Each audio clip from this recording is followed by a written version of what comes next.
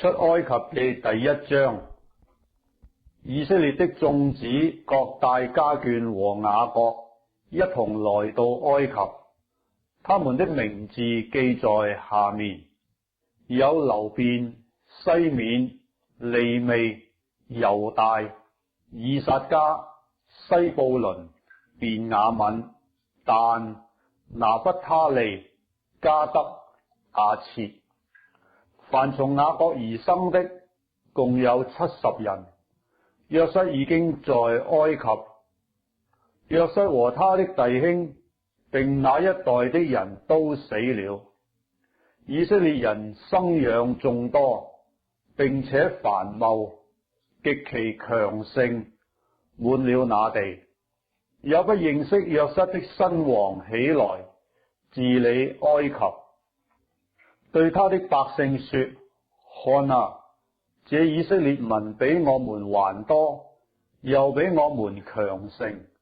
來吧，我們不如用巧計待他們，恐怕他們多起來，日後若遇什麼爭戰的事，就聯合我們的仇敵攻擊我們，離開這地去了。於是埃及人派督工的轄制他們，加重擔苦害他們。他們為法老建造2座積貨城，就是比東和蘭塞。只是越發苦害他們，他們越發多起來，越發蔓延。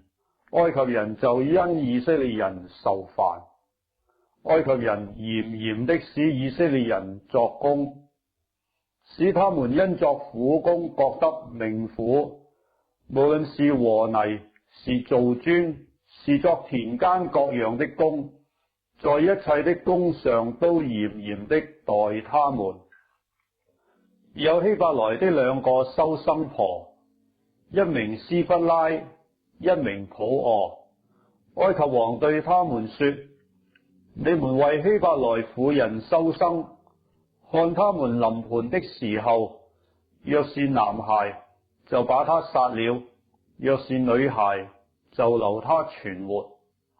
但是收生婆敬畏神，不照埃及王的吩咐行，竟存留男孩的性命。埃及王召了收生婆來說：你們為什麼作這事，存留男孩的性命呢？收生婆對法老說：因為希伯來婦人與埃及婦人不同，希伯來婦人本是健壯的，原文作活潑的。收生婆還沒有到，他們已經生產了。神厚待收生婆，以色列人多起來，極其強盛。收生婆因為敬畏神，神便叫他們成立家室。法老吩咐他的眾民說：以色列人所生的男孩，你們都要丟在河裏；一切的女孩，你們要存留他的性命。出埃及記第2章，有一個利未家的人娶了一個利未女子為妻，那女人懷孕生一個兒子，見他俊美，就藏了他3個月。後來不能再藏，就取了一個蒲草箱，抹上石漆和石油，將孩子放在裏頭，把箱子擱在河邊的蘆荻中。孩子的姐姐遠遠站着，要知道他究竟怎麼樣。法老的女兒來到河邊洗澡，他的侍女們在河邊行走。他看見箱子在蘆荻中，就打發一個婢女拿來。他打開箱子，看見那孩子，孩子哭了。他就可憐他，說：這是希伯來人的一個孩子。孩子的姐姐對法老的女兒說：我去在希伯來婦人中叫一個奶媽來，為你奶這孩子，可以不可以？法老的女兒說：可以。童女就去叫了孩子的母親來。法老的女兒對他說：你把這孩子抱去，為我奶他，我必給你工價。婦人就抱了孩子去奶他。孩子漸長，婦人把他帶到法老的女兒那裏，就作了他的兒子。他給孩子起名叫摩西，意思說，因我把他從水裏拉出來。後來摩西長大，他出去到他弟兄那裏，看他們的重擔，見一個埃及人打希伯來人的一個弟兄，他左右觀看，見沒有人，就把埃及人打死了，藏在沙土裏。第二天他出去，見有兩個希伯來人爭鬥，就對那欺負人的說：你為什麼打你同族的人呢？那人說：誰立你作我們的首領和審判官呢？難道你要殺我，像殺那埃及人麼？摩西便懼怕，說：這事必是被人知道了。法老聽見這事，就想殺摩西，但摩西躲避法老，逃往米甸地居住。一日，他在井旁坐下，米甸的祭司有7個女兒，他們來打水，打滿了槽，要飲父親的群羊。有牧羊的人來，把他們趕走了。摩西卻起來幫助他們，又飲了他們的群羊。他們來到父親流珥那裏，他說：今日你們為何來得這麼快呢？他們說：有一個埃及人救我們脫離牧羊人的手，並且為我們打水飲了群羊。他對女兒們說：那個人在哪裏？你們為什麼撇下他呢？你們去請他來吃飯。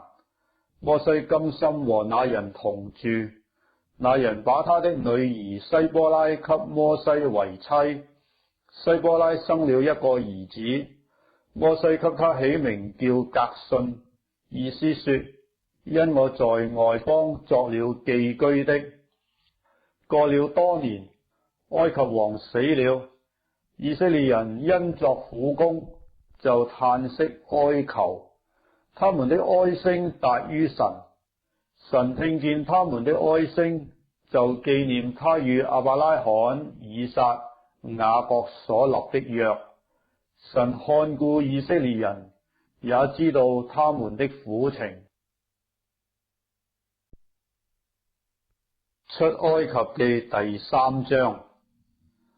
摩西牧養他岳父米甸祭司葉忒羅的羊群。一日，領羊群往野外去，到了神的山，就是何烈山。耶和華的使者從荊棘裏火焰中向摩西顯現。摩西觀看，不料荊棘被火燒着，卻沒有燒毀。摩西說：我要過去看這大異象，這荊棘為何沒有燒壞呢？耶和華神見他過去要看，就從荊棘裏呼叫說：摩西，摩西。他說：我在這裏。神說：不要近前來，當把你腳上的鞋脫下來，因為你所站之地是聖地。又說：我是你父親的神，是亞伯拉罕的神，以撒的神，雅各的神。摩西蒙上臉，因為怕看神。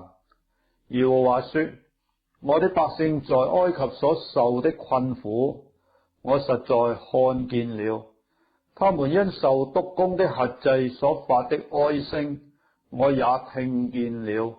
我原知道他們的痛苦，我下來是要救他們脫離埃及人的手，領他們出了那地，到美好寬闊、流奶與蜜之地，就是到迦南人、赫人、阿摩利人、比利洗人、希未人、耶布斯人之地。現在以色列人的哀聲達到我耳中，我也看見埃及人怎樣欺壓他們，故此我要打發你去見法老，使你可以將我的百姓以色列人從埃及領出來。摩西對神說：我是什麼人，竟能去見法老，將以色列人從埃及領出來呢？神說：我必與你同在。你將百姓從埃及領出來之後，你們必在這山上侍奉我，這就是我打發你去的證據。摩西對神說：我到以色列人那裏，對他們說：你們祖宗的神打發我到你們這裏來。他們若問我說：他叫什麼名字？我要對他們說什麼呢？神對摩西說：我是自有永有的。又說：你要對以色列人這樣說：那自有的打發我到你們這裏來。神又對摩西說：你要對以色列人這樣說：耶和華你們祖宗的神，就是亞伯拉罕的神、以撒的神、雅各的神，打發我到你們這裏來。耶和華是我的名，直到永遠，這也是我的紀念，直到萬代。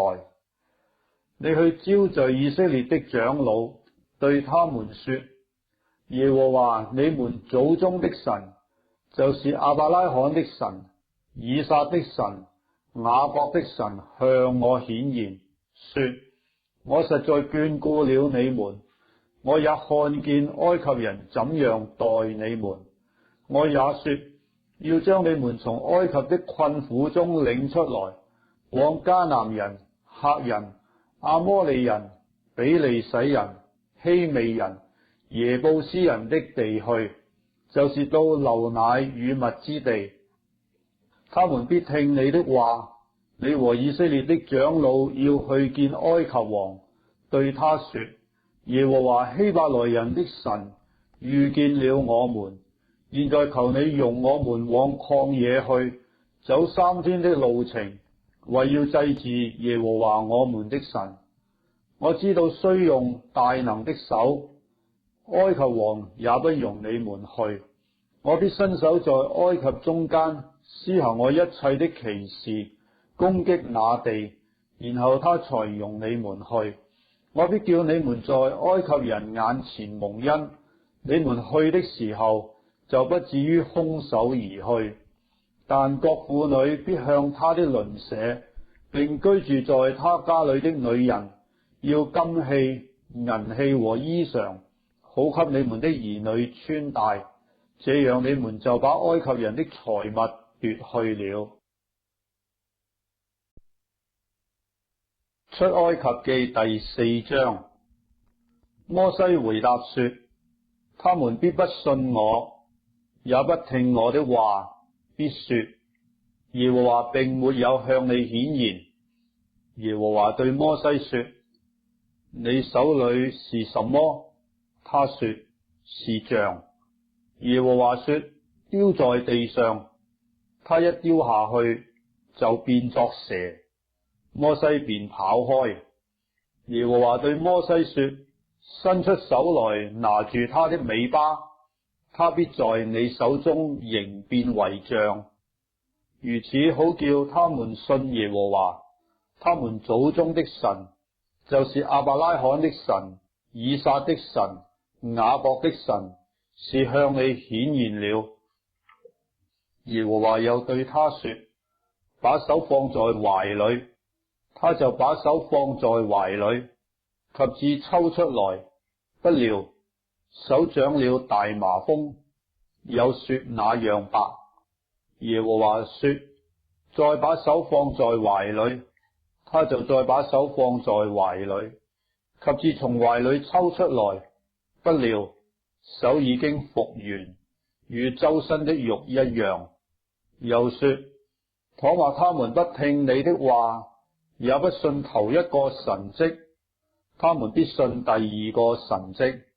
這兩個神蹟若都不信，也不聽你的話，你就從河裏取些水，倒在旱地上。你從河裏取的水，必在旱地上變作血。摩西對耶和華說：主啊，我素日不是能言的人，就是從你對僕人說話以後，也是這樣。我本是拙口笨舌的。耶和華對他說：誰造人的口呢？誰使人口啞、耳聾、目明、眼瞎呢？豈不是我耶和華麼？現在去吧，我必賜你口才，指教你所當說的話。摩西說：主啊，你願意打發誰，就打發誰去吧。耶和華向摩西發怒，說：不是有你的哥哥利未人亞倫麼？我知道他是能言的。現在他出來迎接你，他一見你，心裏就歡喜。你要將當說的話傳給他，我也要賜你和他口才，又要指教你們所當行的事。他要替你對百姓說話，你要以他當作口，他要以你當作神。你手裏要拿這杖，好行神蹟。於是摩西回到他岳父葉忒羅那裏，對他說：求你容我回去見我在埃及的弟兄，看他們還在不在。葉忒羅對摩西說：你可以平平安安的去吧。耶和華在米甸對摩西說：你要回埃及去，因為尋索你命的人都死了。摩西就帶着妻子和兩個兒子，叫他們騎上驢回埃及地去。摩西手裏拿着神的杖。耶和華對摩西說：你回到埃及的時候，要留意，將我指示你的一切奇事行在法老面前，但我要使或作任憑下同，他的心剛硬，他必不容百姓去。你要對法老說：耶和華這樣說，以色列是我的兒子，我的長子。我對你說過，容我的兒子去，好侍奉我。你還是不肯容他去。看啊，我要殺你的長子。摩西在路上住宿的地方，耶和華遇見他，想要殺他。西波拉就拿一塊火石，割下他兒子的羊皮，丟在摩西腳前，說：你真是我的血狼了。這樣，耶和華才放了他。西波拉說：你因割禮就是血狼了。耶和華對亞倫說：你往曠野去迎接摩西，他就去，在神的山遇見摩西，和他親嘴。摩西將耶和華打發他所說的言語和囑咐他所行的神蹟，都告訴了亞倫。摩西、亞倫就去招聚以色列的眾長老。亞倫將耶和華對摩西所說的一切話述說了一遍，又在百姓眼前行了那些神蹟，百姓就信了。以色列人聽見耶和華眷顧他們，監察他們的困苦，就低頭下拜。出埃及記第5章。後來摩西、亞倫去對法老說：耶和華以色列的神這樣說，容我的百姓去，在曠野向我守節。法老說：耶和華是誰，使我聽他的話，容以色列人去呢？我不認識耶和華，也不容以色列人去。他們說：希伯來人的神遇見了我們，求你容我們往曠野去，走3天的路程，祭祀耶和華我們的神，免得他用瘟疫、刀兵攻擊我們。埃及王對他們說：摩西、亞倫，你們為什麼叫百姓曠工呢？你們去擔你們的擔子吧。又說：看啊，這地的以色列人如今眾多，你們竟叫他們歇下擔子。當天法老吩咐督工的和官長說：你們不可照常把草給百姓作磚，叫他們自己去撿草。他們素常作磚的數目，你們仍舊向他們要，一點不可減少，因為他們是懶惰的，所以呼求說：用我們去祭祀我們的神。你們要把更重的功夫加在這些人身上，叫他們勞碌，不聽虛謊的言語。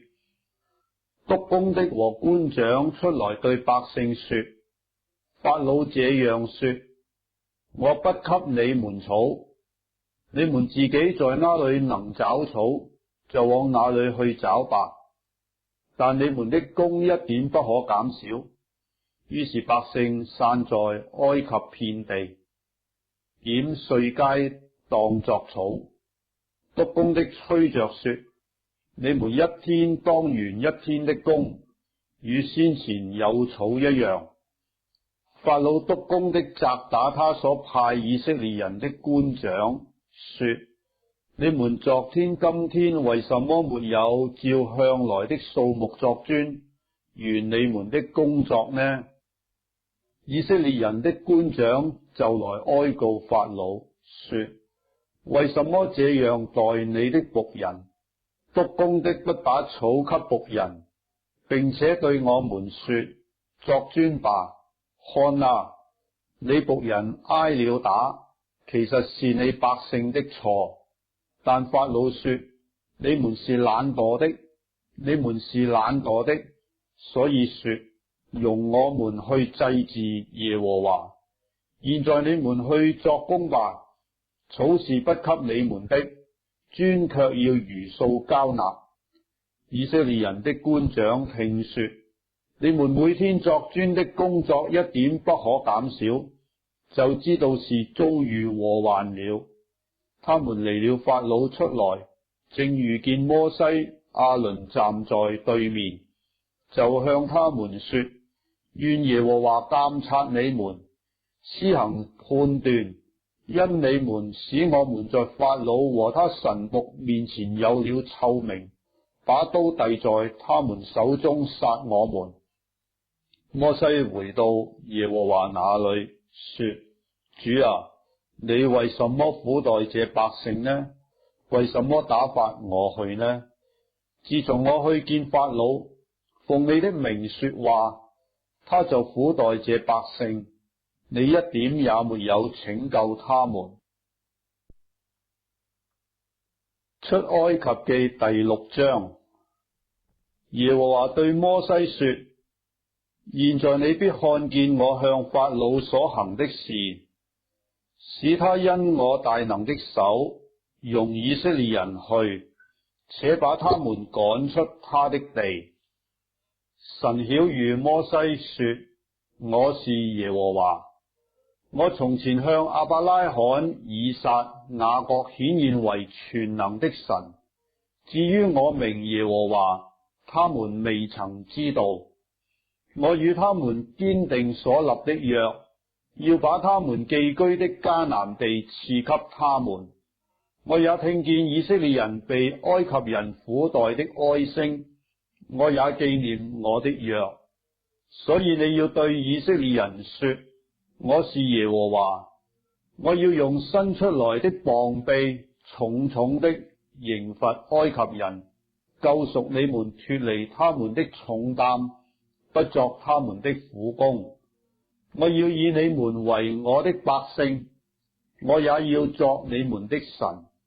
你們要知道我是耶和華你們的神，是救你們脫離埃及人之重擔的。我起誓應許給亞伯拉罕、以撒、雅各的那地，我要把你們領進去，將那地賜給你們為業。我是耶和華。摩西將這話告訴以色列人，只是他們因苦工愁煩，不肯聽他的話。耶和華曉諭摩西說：你進去對埃及王法老說，要容以色列人出他的地。摩西在耶和華面前說：以色列人尚且不聽我的話，法老怎肯聽我這拙口笨舌的人呢？耶和華吩咐摩西、亞倫往以色列人和埃及王法老那裏去，把以色列人從埃及地領出來。以色列人家長的名字記在下面：以色列長子流便的兒子是哈諾、法路、希斯倫、加米，這是流便的國家。西緬的兒子是耶母利、雅憫、亞轄、雅根、瑣轄和迦南女子的兒子掃羅，這是西緬的國家。利未眾子的名字按着他們的後代記在下面，就是革順、哥轄、米拉利。利未一生的歲數是137歲。革順的兒子按着家室是立尼、示每。哥轄的兒子是暗蘭、以斯哈、希伯倫、烏薛。哥轄一生的歲數是133歲。米拉利的兒子是末利和母士。這是利未的家，都按着他們的後代。暗蘭娶了他父親的妹妹約基別為妻，他給他生了亞倫和摩西。暗蘭一生的歲數是137歲。以斯哈的兒子是可拉、尼非、細基利。烏薛的兒子是米沙利、以利撒反、西提利。亞倫娶了阿米拿達的女兒拿順的妹妹以利沙巴為妻，他給他生了拿答、阿比戶、以利亞撒、以他瑪。可拉的兒子是亞色、以利加拿、阿比亞撒，這是可拉的國家。亞倫的兒子以利亞撒娶了普帖的一個女兒為妻，他給他生了菲尼哈，這是利未人的家長，都按着他們的家。耶和華說：將以色列人按着他們的軍隊從埃及地領出來，這是對那亞倫、摩西說的。對埃及王法老說：要將以色列人從埃及領出來的，就是這摩西、亞倫。當耶和華在埃及地對摩西說話的日子，他向摩西說：我是耶和華，我對你說的一切話，你都要告訴埃及王法老。摩西在耶和華面前說：看啊，我是拙口笨舌的人，法老怎肯聽我呢？出埃及記第7章。耶和華對摩西說：我使你在法老面前代替神，你的哥哥亞倫是替你說話的。凡我所吩咐你的，你都要說。你的哥哥亞倫要對法老說：容以色列人出他的地。我要使法老的心剛硬，也要在埃及地多行神蹟奇事，但法老必不聽你們。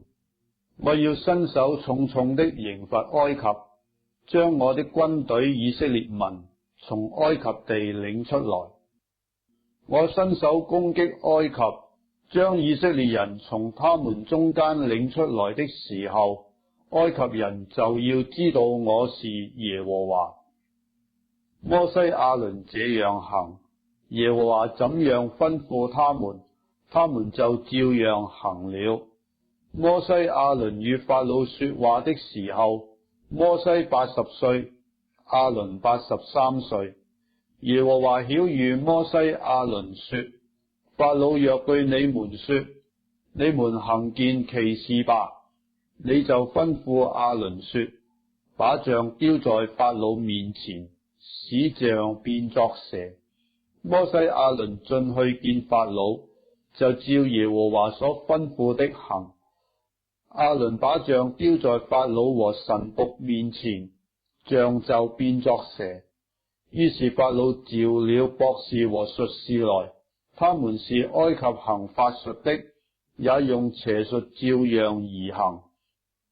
他們各人丟下自己的杖，杖就變作蛇。但亞倫的杖吞了他們的杖。法老心裏剛硬，不肯聽從摩西亞倫，正如耶和華所說的。耶和華對摩西說：法老心裏固執，不肯容百姓去。明日早晨他出來往水邊去，你要往河邊迎接他，手裏要拿着那變過蛇的杖，對他說：耶和華希伯來人的神打發我來見你，說：容我的百姓去，好在曠野侍奉我。到如今你還是不聽。耶和華這樣說：我要用我手裏的杖擊打河中的水，水就變作血。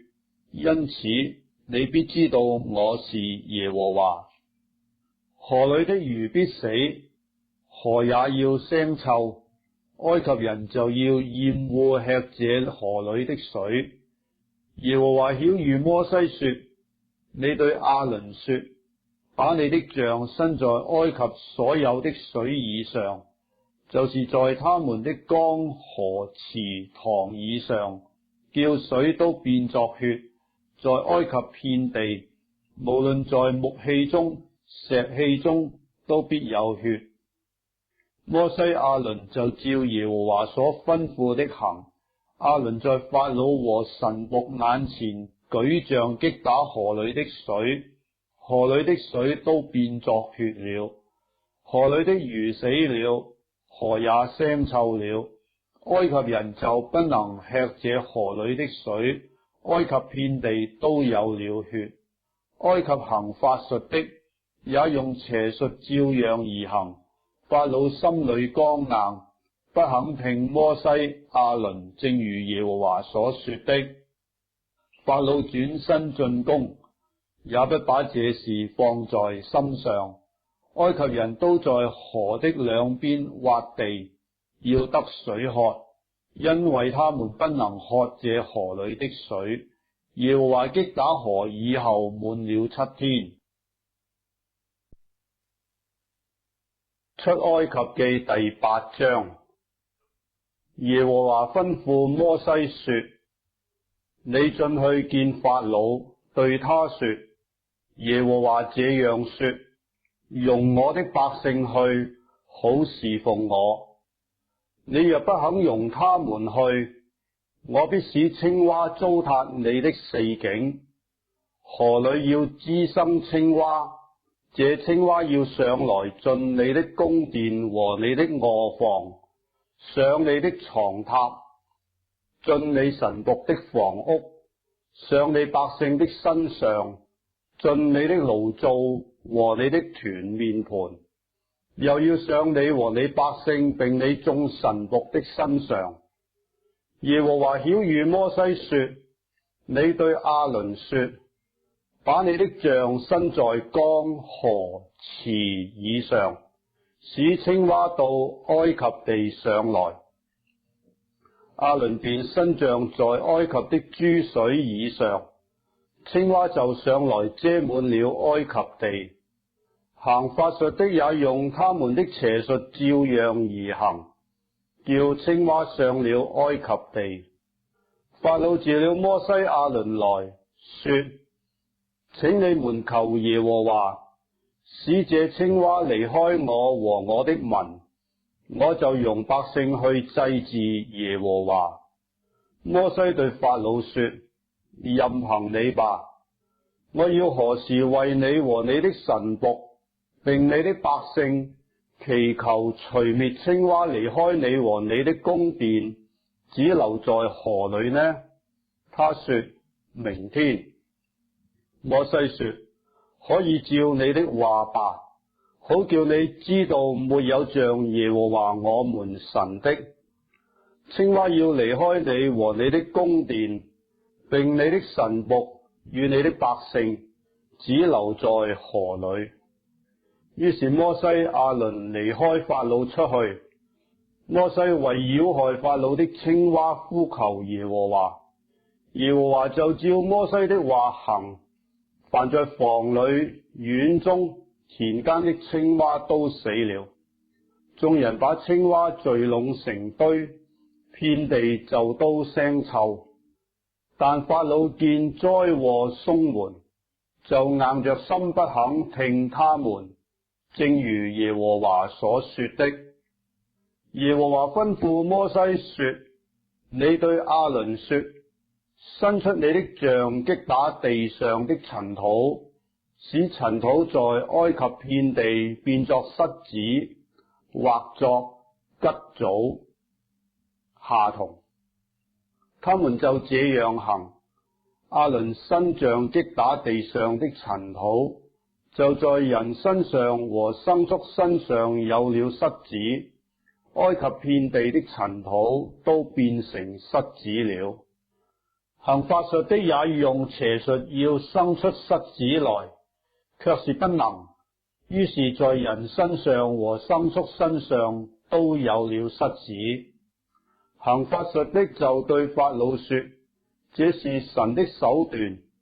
法老心裏剛硬，不肯聽摩西、亞倫，正如耶和華所說的。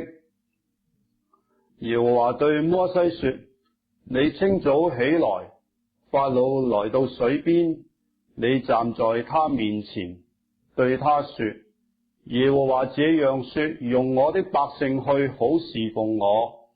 你若不容我的百姓去，我要叫成群的蒼蠅到你和你臣僕並你百姓的身上，進你的房屋，並且埃及人的房屋和他們所住的地，都要滿了成群的蒼蠅。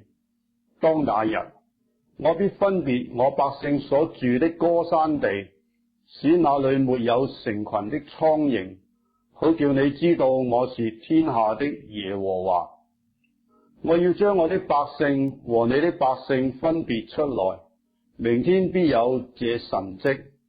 耶和華就這樣行，蒼蠅成了大群，進入法老的宮殿和他臣僕的房屋，埃及遍地就因這成群的蒼蠅敗壞了。法老召了摩西、亞倫來說：你們去，在這地祭祀你們的神吧。摩西說：這樣行本不相宜，因為我們要把埃及人所厭惡的祭祀耶和華我們的神。若把埃及人所厭惡的在他們眼前獻為祭，他們豈不拿石頭打死我們麼？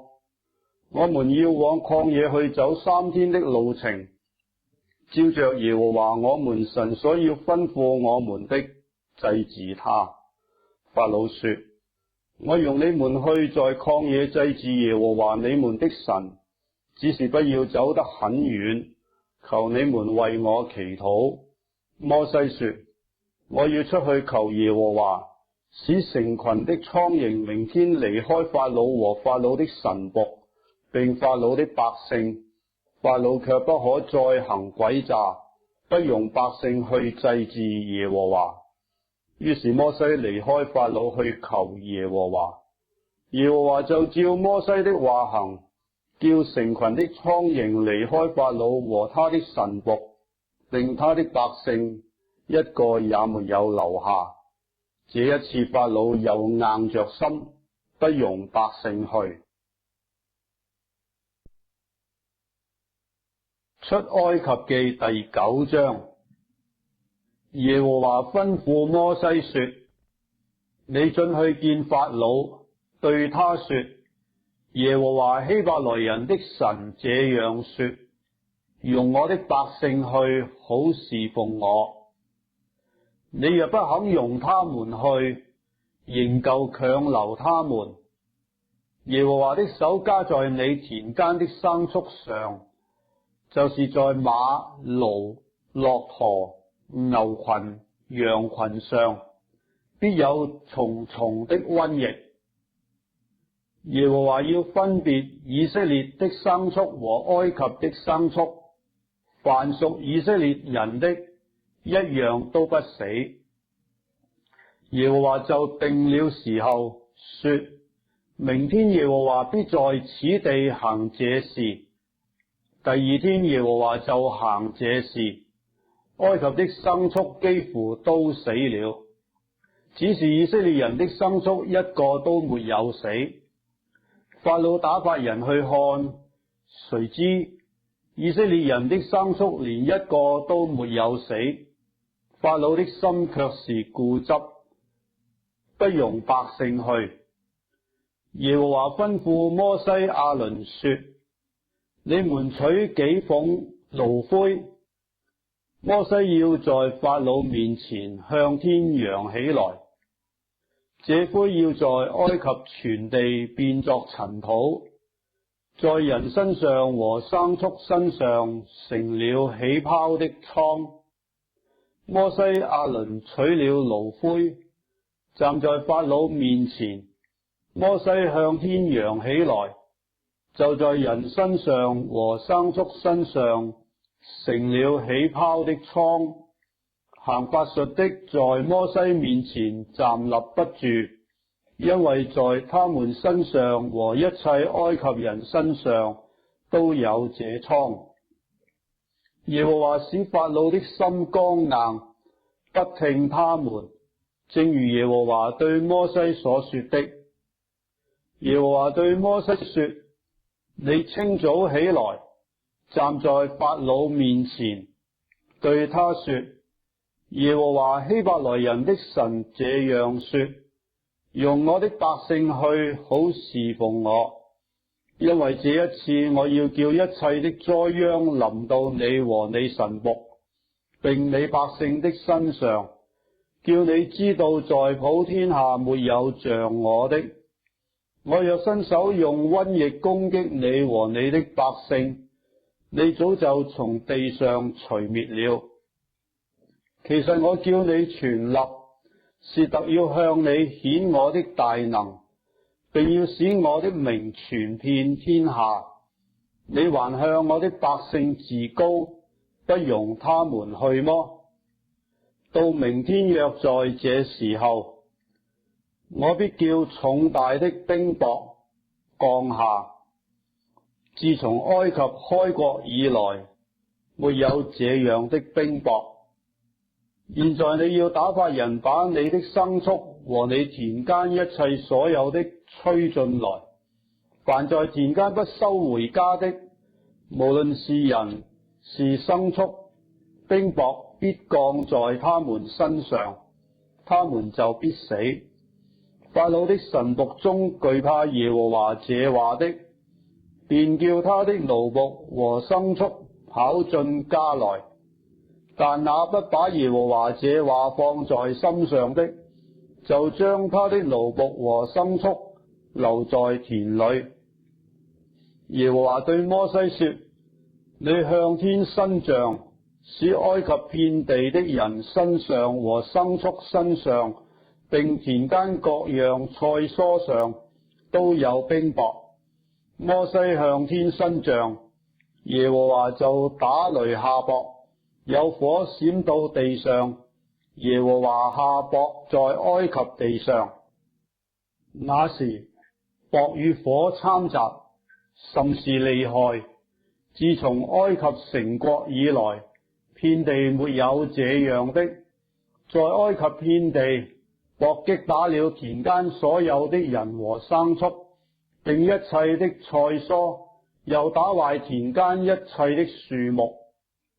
唯獨以色列人所住的歌珊地沒有冰雹，法老打發人召摩西、亞倫來，對他們說：這一次我犯了罪了，耶和華是公義的，我和我的百姓是邪惡的。這雷轟和冰雹已經夠了，請你們求耶和華，我就容你們去，不再留住你們。摩西對他說：我一出城，就要向耶和華舉手禱告，雷必止住，也不再有冰雹，叫你知道全地都是屬耶和華的。至於你和你的臣僕，我知道你們還是不懼怕耶和華神。那時麻和大麥被雹擊打，因為大麥已經吐穗，麻也開了花，只是小麥和粗麥沒有被擊打，因為還沒有長成。摩西離了法老出城，向耶和華舉手禱告，雷和雹就止住，雨也不再澆在地上了。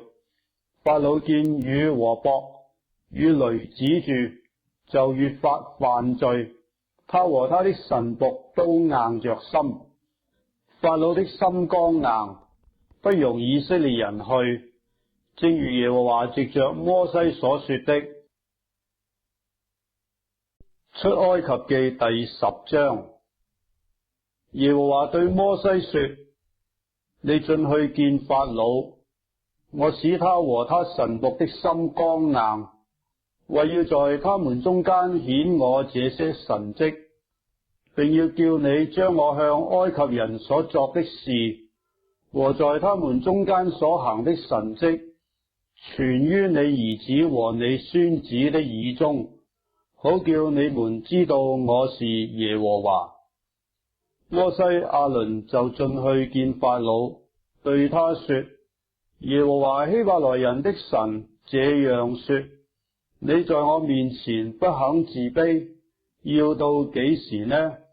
容我的百姓去，好侍奉我。你若不肯容我的百姓去，明天我要使蝗蟲進入你的境內，遮滿地面，甚至看不見地，並且吃那冰雹所剩的和田間所長的一切樹木。你的宮殿和你眾臣僕的房屋，並一切埃及人的房屋，都要被蝗蟲佔滿了。自從你祖宗和你祖宗的祖宗在世以來，直到今日，沒有見過這樣的災。摩西就轉身離開法老出去。法老的臣僕對法老說：這人為我們的網羅，要到幾時呢？容這些人去侍奉耶和華他們的神吧。埃及已經敗壞了，你還不知道麼？於是摩西、亞倫被召回來見法老。法老對他們說：你們去侍奉耶和華你們的神，但那要去的是誰呢？摩西說：我們要和我們老的少的兒子女兒同去，且把羊群牛群一同帶去，因為我們務要向耶和華守節。法老對他們說：我容你們和你們婦人孩子去的時候，耶和華與你們同在吧。你們要謹慎，因為有禍在你們眼前，或作你們存着惡意，不可都去。你們這壯年人去侍奉耶和華吧，因為這是你們所求的。於是把他們從法老面前攆出去。耶和華對摩西說：你向埃及地伸杖，使蝗蟲到埃及地上來，吃地上一切的菜蔬，就是冰雹所剩的。摩西就向埃及地伸杖，那一晝一夜，耶和華使東風颳在埃及地上。到了早晨，東風把蝗蟲颳了來，蝗蟲上來，落在埃及的四境，甚是厲害，以前沒有這樣的，以後也必沒有。因為這蝗蟲遮滿地面，甚至地都黑暗了，又吃地上一切的菜蔬和冰雹所盛樹上的果子。埃及遍地，無論是樹木，是田間的菜蔬，連一點青的也沒有留下。埃及遍地，無論是樹木，是田間的菜蔬，連一點青的也沒有留下。於是法老急忙召了摩西、亞倫來說：我得罪耶和華你們的神，又得罪了你們。現在求你只這一次饒恕我的罪，求耶和華你們的神使我脫離這一次的死亡。摩西就離開法老去求耶和華。耶和華轉了極大的西風，把蝗蟲颳起，吹入紅海，在埃及的四境連一個也沒有留下。但耶和華使法老的心剛硬，不容以色列人去。耶和華對摩西說：你向天伸杖，使埃及地黑暗，這黑暗似乎摸得着。摩西向天伸杖，埃及遍地就烏黑了3天。3天之久，人不能相見，誰也不敢起來離開本處，唯有以色列人家中都有亮光。法老就召摩西來說：你們去侍奉耶和華，只是你們的羊群牛群要留下，你們的婦人孩子可以和你們同去。摩西說：你總要把祭物和燔祭牲交給我們，使我們可以祭祀耶和華我們的神。我們的牲畜也要帶去，連一蹄也不留下，因為我們要從其中取出來侍奉耶和華我們的神。我們未到那裏，還不知道用什麼侍奉耶和華。但耶和華使法老的心剛硬，不肯容他們去。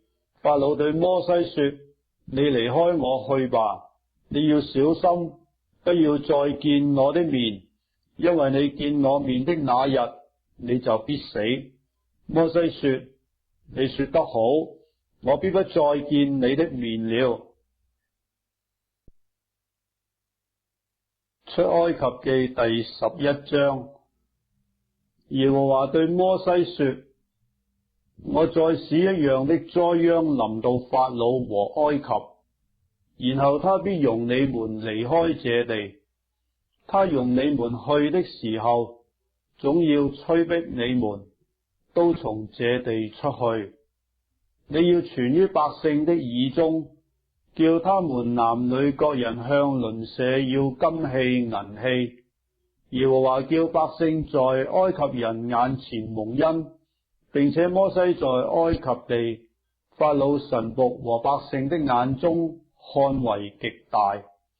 摩西說：耶和華這樣說，若到半夜，我必出去巡行埃及遍地，凡在埃及地從坐寶座的法老，直到磨子後的婢女所有的長子，以及一切頭生的牲畜，都必死。埃及遍地必有大哀號，從前沒有這樣的，後來也必沒有。至於以色列中，無論是人是牲畜，連狗也不敢向他們搖舌，好叫你們知道耶和華是將埃及人和以色列人分別出來。你這一切臣僕都要俯伏來見我，說：求你和跟從你的百姓都出去，然後我要出去。於是摩西氣憤憤的離開法老出去了。耶和華對摩西說：法老必不聽你們，使我的奇事在埃及地多起來。摩西、亞倫在法老面前行了這一切奇事。耶和華使法老的心剛硬，不容以色列人出離他的地。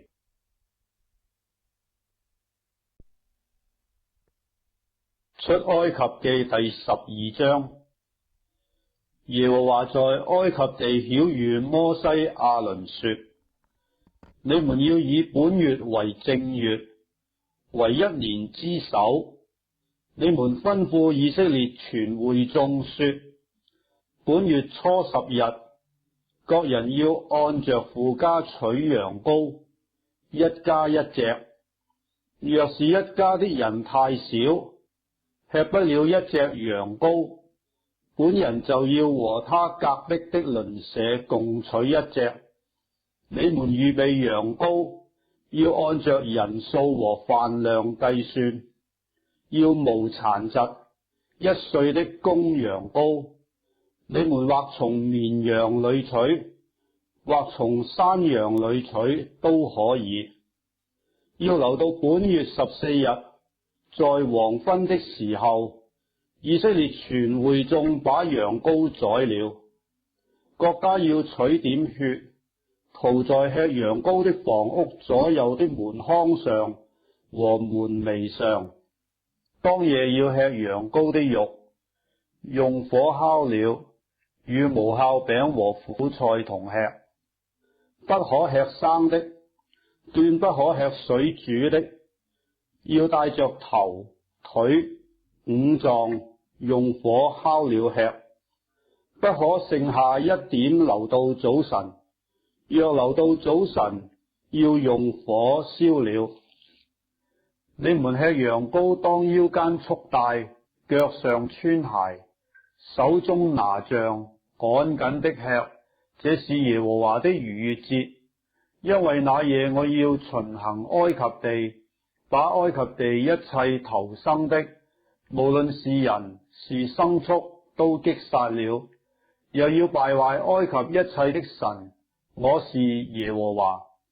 這血要在你們所住的房屋上作記號。我一見這血，就越過你們去。我擊殺埃及地頭生的時候，災殃必不臨到你們身上，滅你們。你們要紀念這日，守為耶和華的節，作為你們世世代代永遠的定例。你們要吃無酵餅7日，頭一日要把酵從你們各家中除去，因為從頭一日起到第7日為止，凡吃有酵之餅的，必從以色列中剪除。頭一日你們當有聖會，第7日也當有聖會。這2日之內，除了預備各人所要吃的以外，無論何工都不可作。你們要守無酵節，因為我正當這日把你們的軍隊從埃及地領出來，所以你們要守這日，作為世世代代永遠的定例。從正月14日晚上直到21日晚上，你們要吃無酵餅。在你們國家中7日之內不可有酵，因為凡吃有酵之物的，無論是寄居的，是本地的，必從以色列的會中剪除。有酵的物你們都不可吃，在你們一切住處要吃無酵餅。於是摩西召了以色列的眾長老來，對他們說：你們要按着家口取出羊羔，把這逾越節的羊羔宰了，拿一把牛膝草蘸盤裏的血，打在門楣上和左右的門框上。你們誰也不可出自己的房門，直到早晨。因為耶和華要巡行擊殺埃及人，他看見血在門楣上和左右的門框上，就必越過那門，不容滅命的進你們的房屋擊殺你們。這例你們要守着，作為你們和你們子孫永遠的定例。日後你們到了耶和華按着所應許賜給你們的那地，就要守這禮。你們的兒女問你們說：行這禮是什麼意思？你們就說：這是獻給耶和華逾越節的祭，當以色列人在埃及的時候，他擊殺埃及人，越過以色列人的房屋，救了我們國家。於是百姓低頭下拜。耶和華怎樣吩咐摩西、亞倫，以色列人就怎樣行。到了半夜，耶和華把埃及地所有的長子，就是從坐寶座的法老，直到被擄囚在監裏之人的長子，以及一切頭生的牲畜，盡都殺了。法老和一切臣僕並埃及眾人，夜間都起來了，在埃及有大哀號，無一家不死一個人的。夜間法老召了摩西、亞倫來說：起來，連你們帶以色列人從我民中出去，依你們所說的去侍奉耶和華吧，也依你們所說的，連羊群、牛群帶着走吧，並要為我祝福。埃及人催促百姓，打發他們快快出離那地，因為埃及人說：我們都要死了。百姓就拿着沒有酵的生麵，把團麵盤包在衣服中，扛在肩頭上。以色列人照着摩西的話行，向埃及人要金器、銀器和衣裳。耶和華叫百姓在埃及人眼前蒙恩，以致埃及人給他們所要的，他們就把埃及人的財物奪去了。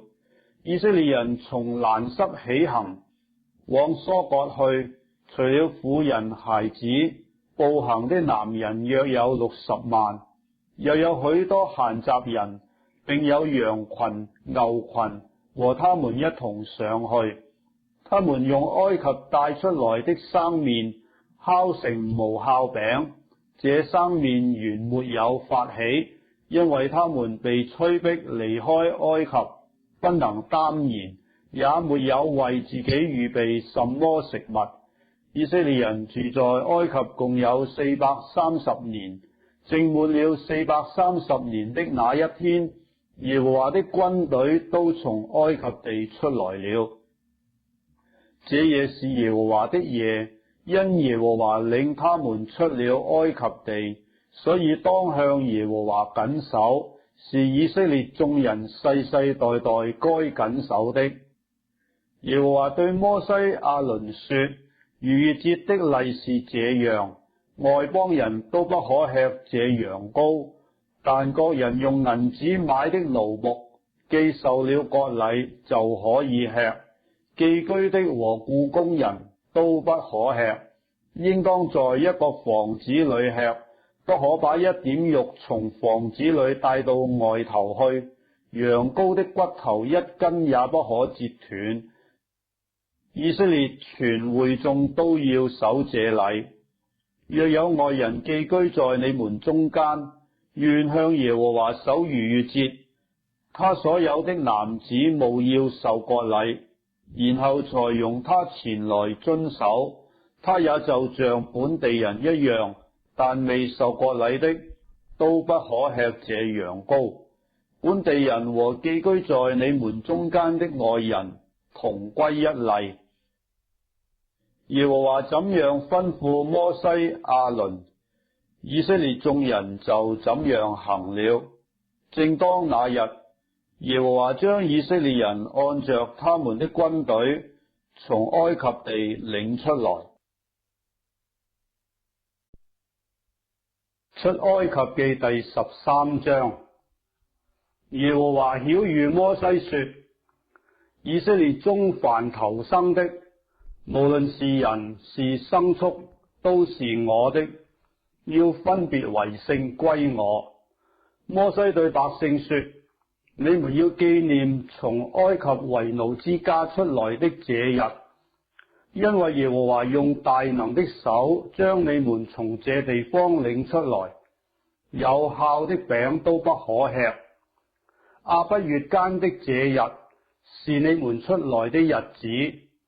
將來耶和華領你進迦南人、赫人、亞摩利人、希未人、耶布斯人之地，就是他向你的祖宗起誓應許給你那流奶與蜜之地。那時你要在這月間守這禮，你要吃無酵餅7日，到第7日要向耶和華守節。這7日之久要吃無酵餅，在你四境之內不可見有酵的餅，也不可見發酵的蜜。當那日，你要告訴你的兒子說，這是因耶和華在我出埃及的時候為我所行的事。這要在你手上作記號，在你額上作紀念，使耶和華的律法常在你口中，因為耶和華曾用大能的手將你從埃及領出來，所以你每年要按着日期守這例。將來耶和華照他向你和你祖宗所起的誓，將你領進迦南人之地，把這地賜給你。那時你要將一切頭生的並牲畜中頭生的歸給耶和華，公的都要屬耶和華。凡頭生的驢，你要用羊羔代贖，若不代贖，就要打折他的頸項。凡你兒子中頭生的都要贖出來。日後你的兒子問你說，這是什麼意思？你就說，耶和華用大能的手將我們從埃及為奴之家領出來。那時法老幾乎不容我們去，耶和華就把埃及地所有頭生的，無論是人是牲畜，都殺了。因此我把一切頭生的公牲畜獻給耶和華為祭，但將頭生的兒子都贖出來。這要在你手上作記號，在你額上作經文，因為耶和華用大能的手將我們從埃及領出來。法老容百姓去的時候，非利士地的道路雖近，神卻不領他們從那裏走，因為神說，恐怕百姓遇見打仗後悔，就回埃及去。所以神領百姓繞道而行，走紅海曠野的路。以色列人出埃及地都帶着兵器上去。摩西把約瑟的骸骨一同帶去，因為約瑟曾叫以色列人嚴嚴的起誓，對他們說，神必眷顧你們，你們要把我的骸骨從這裏一同帶上去。他們從疏割起行，在曠野邊的以躺安營。日間耶和華在雲柱中領他們的路，夜間在火柱中光照他們，使他們日夜都可以行走。日間雲柱，夜間火柱，總不離開百姓的面前。出埃及記第14章。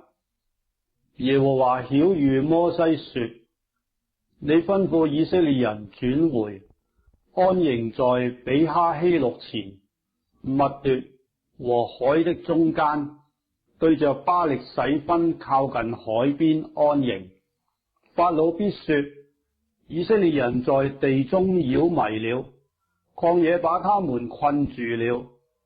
我要使法老的心剛硬，他要追趕他們，我便在法老和他全軍身上得榮耀。埃及人就知道我是耶和華，於是以色列人這樣行了。有人告訴埃及王說，百姓逃跑，法老和他的臣僕就向百姓變心，說，我們容以色列人去，不再服侍我們，這作的是什麼事呢？法老就預備他的車輛，帶領軍兵同去，並帶着600輛特選的車和埃及所有的車，每輛都有車兵長。耶和華使埃及王法老的心剛硬，他就追趕以色列人，因為以色列人是昂然無懼的出埃及。埃及人追趕他們，法老一切的馬匹、車輛、馬兵與軍兵就在海邊上靠近比哈希錄，對着巴力洗分，在他們安營的地方追上了。法老臨近的時候，以色列人舉目看見埃及人趕來，就甚懼怕，向耶和華哀求。他們對摩西說：難道在埃及沒有墳地？你把我們帶來死在曠野麼？你為什麼這樣待我們，將我們從埃及領出來呢？我們在埃及豈沒有對你說過，不要攪擾我們，容我們服侍埃及人麼？因為服侍埃及人比死在曠野還好。摩西對百姓說：不要懼怕，只管站住，看耶和華今天向你們所要施行的救恩，因為你們今天所看見的埃及人，必永遠不再看見了。耶和華必為你們爭戰，你們只管靜默，不要作聲。耶和華對摩西說：你為什麼向我哀求呢？你吩咐以色列人往前走，你舉手向海伸杖，把水分開，以色列人要下海中走乾地。我要使埃及人的心剛硬，他們就跟着下去。我要在法老和他的全軍、車輛、馬兵上得榮耀。我在法老和他的車輛、馬兵上得榮耀的時候，埃及人就知道我是耶和華了。在以色列營前行走，神的使者轉到他們後邊去，雲柱也從他們前邊轉到他們後邊立住。在埃及營和以色列營中間有雲柱，一邊黑暗，一邊發光，中夜兩下不得相近。摩西向海伸杖，耶和華便用大東風使海水一夜退去，水便分開，海就成了乾地。以色列人下海中走乾地，水在他們的左右作了牆垣。埃及人追趕他們，法老一切的馬匹、車輛和馬兵都跟着下到海中。到了晨更的時候，耶和華從雲火柱中向埃及的軍兵觀看，使埃及的軍兵混亂了，又使他們的車輪脫落，難以行走，以致埃及人說：我們從以色列人面前逃跑吧，因耶和華為他們攻擊我們了。耶和華對摩西說：你向海伸杖，叫水迎合在埃及人並他們的車輛馬兵身上。摩西就向海伸杖，到了天一亮，海水仍舊復原。埃及人避水逃跑的時候，耶和華把他們推翻在海中，水就回流，淹沒了車輛和馬兵。那些跟着以色列人下海法老的全軍，連一個也沒有剩下。以色列人卻在海中走乾地，水在他們的左右作了牆垣。當日耶和華這樣拯救以色列人脫離埃及人的手。以色列人看見埃及人的死屍都在海邊了。以色列人看見耶和華向埃及人所行的大事，就敬畏耶和華，又信服他和他的僕人摩西。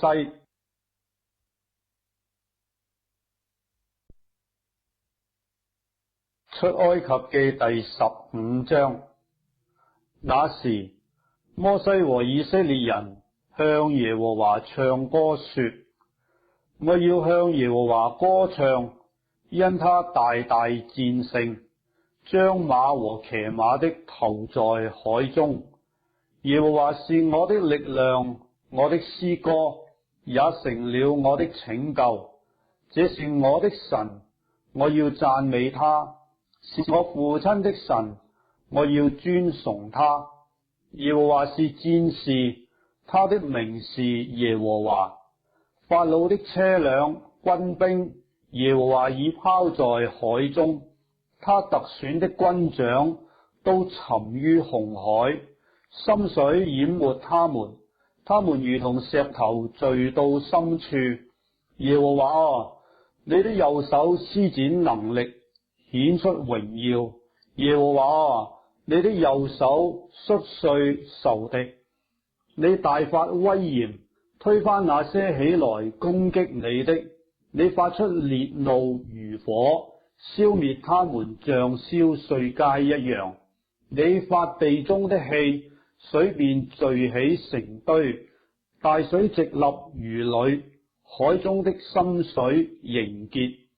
仇敵說：我要追趕，我要追上，我要分擄物，我要在他們身上稱我的心願，我要拔出刀來，親手殺滅他們。你叫風一吹，海就把他們淹沒，他們如鉛沉在大水之中。耶和華，眾神之中，誰能像你？誰能像你至聖至榮，可頌可畏，施行奇事？你伸出右手，地便吞滅他們。你憑慈愛領了你所屬的百姓，你憑能力引他們到了你的聖所。外邦人聽見就發顫，疼痛抓住非利士的居民。那時以東的族長驚惶，摩押的英雄被戰驚抓住，迦南的居民心都消化了。驚駭恐懼臨到他們。耶和華，因你膀臂的大能，他們如石頭寂然不動，等候你的百姓過去，等候你所屬的百姓過去。你要將他們領進去，栽於你產業的山上。耶和華，就是你為自己所造的住處。主啊，就是你手所建立的聖所。耶和華必作王，直到永永遠遠。法老的馬匹、車輛和馬兵下到海中，耶和華使海水回流淹沒他們，唯有以色列人在海中走乾地。亞倫的姐姐女先知米利暗手裏拿着鼓，眾婦女也跟她出去拿鼓跳舞。米利暗應聲說：你們要歌頌耶和華，因他大大戰勝，將馬和騎馬的投在海中。摩西領以色列人從紅海往前行，到了舒爾的曠野，在曠野走了3天，找不着水。到了馬拉，不能喝那裏的水，因為水苦，所以那地名叫馬拉。百姓就向摩西發怨言，說：我們喝什麼呢？摩西呼求耶和華，耶和華指示他一棵樹，他把樹丟在水裏，水就變甜了。耶和華在那裏為他們定了律例典章，在那裏試驗他們。又說：你若留意聽耶和華你神的話，又行我眼中看為正的事，留心聽我的誡命，守我一切的律例，我就不將所加與埃及人的疾病加在你身上，因為我耶和華是醫治你的。他們到了以琳，在那裏有12股水泉，70棵棕樹，他們就在那裏的水邊安營。出埃及記第16章。以色列全會眾從以琳起行，在出埃及後第2個月15日，到了以琳和西乃中間汛的曠野。以色列全會眾在曠野向摩西、亞倫發怨言，說：巴不得我們早死在埃及地耶和華的手下，那時我們坐在肉鍋旁邊，吃得飽足，你們將我們領出來到這曠野，是要叫這全會眾都餓死哦。耶和華對摩西說：我要將糧食從天降給你們，百姓可以出去，每天收每天的分，我好試驗他們遵不遵我的法度。到第6天，他們要把所收進來的預備好了，比每天所收的多1倍。摩西亞倫對以色列眾人說：到了晚上，你們要知道是耶和華將你們從埃及地領出來的。早晨，你們要看見耶和華的榮耀，因為耶和華聽見你們向他所發的怨言了。我們算什麼？你們竟向我們發怨言呢？摩西又說：耶和華晚上必給你們肉吃，早晨必給你們食物得飽，因為你們向耶和華發的怨言，他都聽見了。我們算什麼？你們的怨言不是向我們發的，乃是向耶和華發的。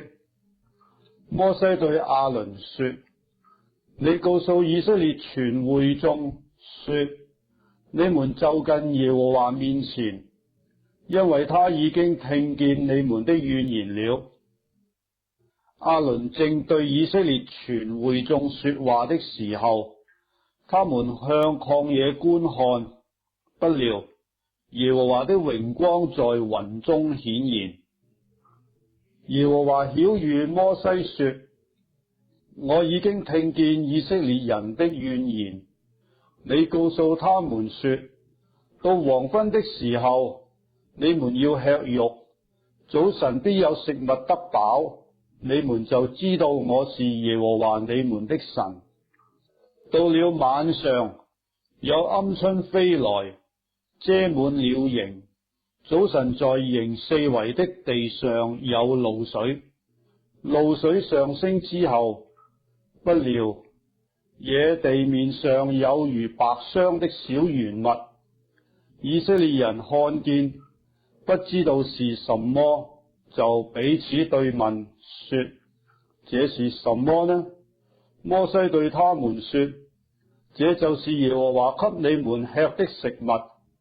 耶和華所吩咐的是這樣，你們要按着各人的飯量，為帳棚裏的人按着人數收起來，各拿1俄梅爾。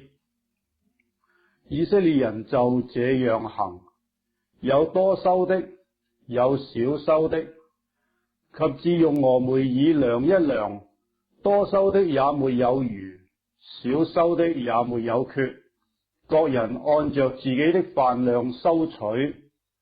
摩西對他們說：所收的，不許什麼人留到早晨。然而他們不聽摩西的話，內中有留到早晨的，就生蟲變臭了。摩西便向他們發怒。他們每日早晨按着各人的飯量收取，日頭一發熱就消化了。到第6天，他們收了雙倍的食物，每人2俄梅爾。會眾的官長來告訴摩西，摩西對他們說：耶和華這樣說，明天是聖安息日，是向耶和華守的聖安息日。你們要烤的就烤了，要煮的就煮了，所剩下的都留到早晨。他們就照摩西的吩咐留到早晨，也不臭，裏頭也沒有蟲子。摩西說：你們今天吃這個吧，因為今天是向耶和華守的安息日，你們在田野必找不着了。6天可以收取，第7天乃是安息日。那一天必沒有了。第七天，百姓中有人出去收，什麼也找不着。耶和華對摩西說：你們不肯守我的誡命和律法，要到幾時呢？你們看，耶和華既將安息日賜給你們，所以第六天他賜給你們2天的食物。第七天各人要住在自己的地方，不許什麼人出去。於是百姓第七天安息了。這食物以色列家叫嗎哪，樣子像芫荽子，顏色是白的，滋味如同參蜜的薄餅。摩西說：耶和華所吩咐的是這樣，要將一滿俄梅爾嗎哪留到世世代代，使後人可以看見我當日將你們領出埃及地，在曠野所給你們吃的食物。摩西對亞倫說：你拿一個罐子，盛一滿俄梅爾嗎哪，存在耶和華面前，要留到世世代代。耶和華怎麼吩咐摩西，亞倫就怎麼行，把嗎哪放在法櫃前存留。以色列人吃嗎哪共40年，直到進了有人居住之地，就是迦南的境界，俄梅爾那依法1/10。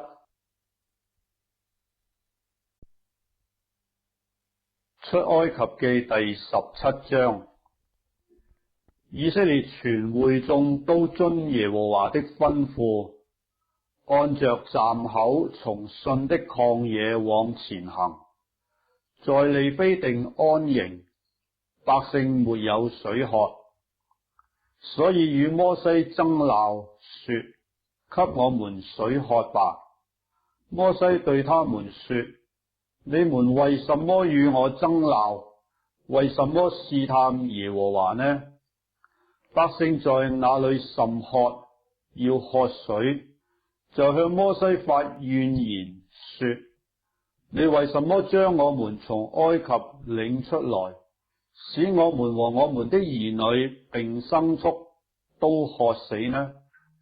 摩西就呼求耶和華說：我向這百姓怎樣行呢？他們幾乎要拿石頭打死我。耶和華對摩西說：你手裏拿着你先前擊打河水的杖，帶領以色列的幾個長老從百姓面前走過去。我必在何烈的磐石那裏站在你面前，你要擊打磐石，從磐石裏必有水流出來，使百姓可以喝。摩西就在以色列的長老眼前這樣行了。他給那地方起名叫瑪撒，就是試探的意思；又叫米利巴，就是爭鬧的意思。因以色列人爭鬧，又因他們試探耶和華，說：耶和華是在我們中間不是。那時亞瑪力人來在利非定和以色列人爭戰。摩西對約書亞說：你為我們選出人來，出去和亞瑪力人爭戰。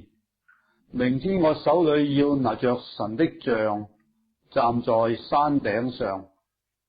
於是約書亞照着摩西對他所說的話行，和亞瑪力人爭戰。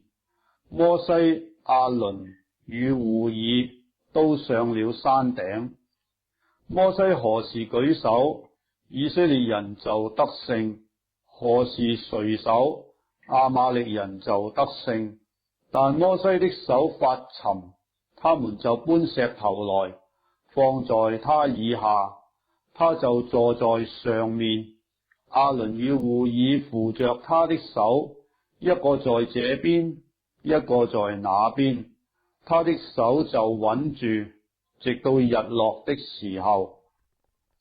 約書亞用刀殺了亞瑪力王和他的百姓。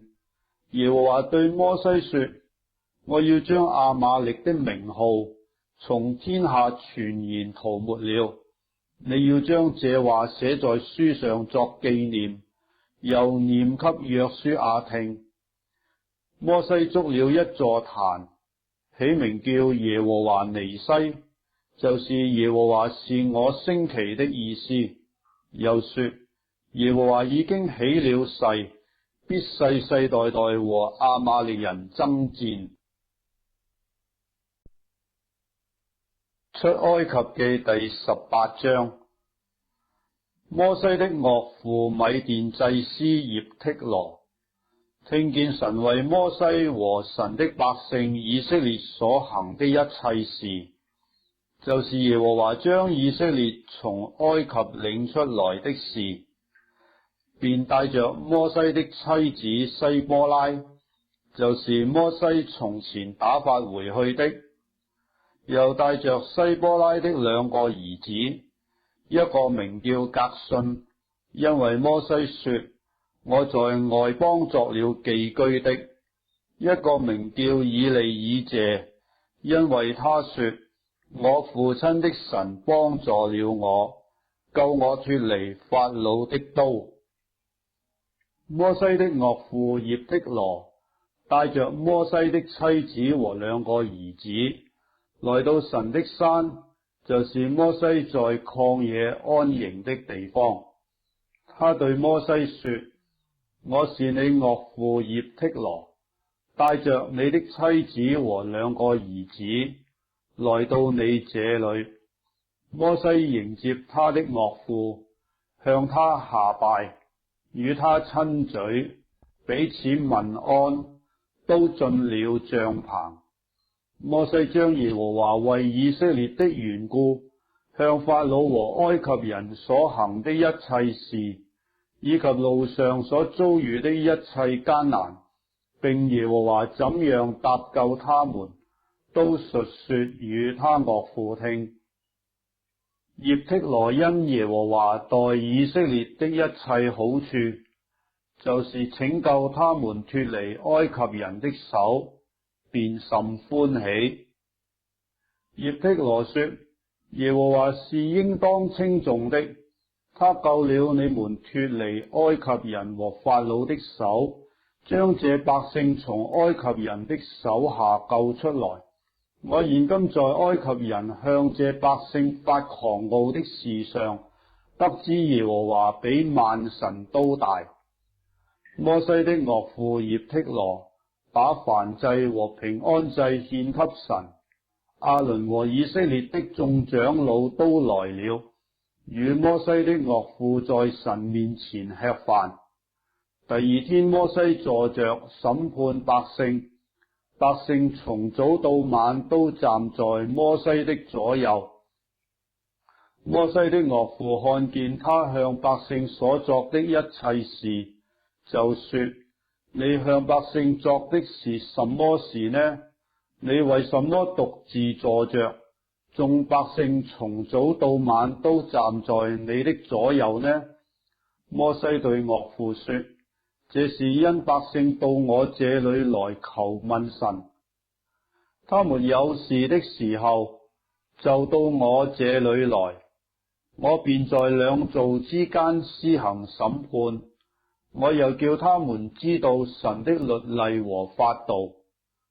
摩西的岳父說：你這作的不好，你和這些百姓必都疲憊，因為這事太重，你獨自一人辦理不了。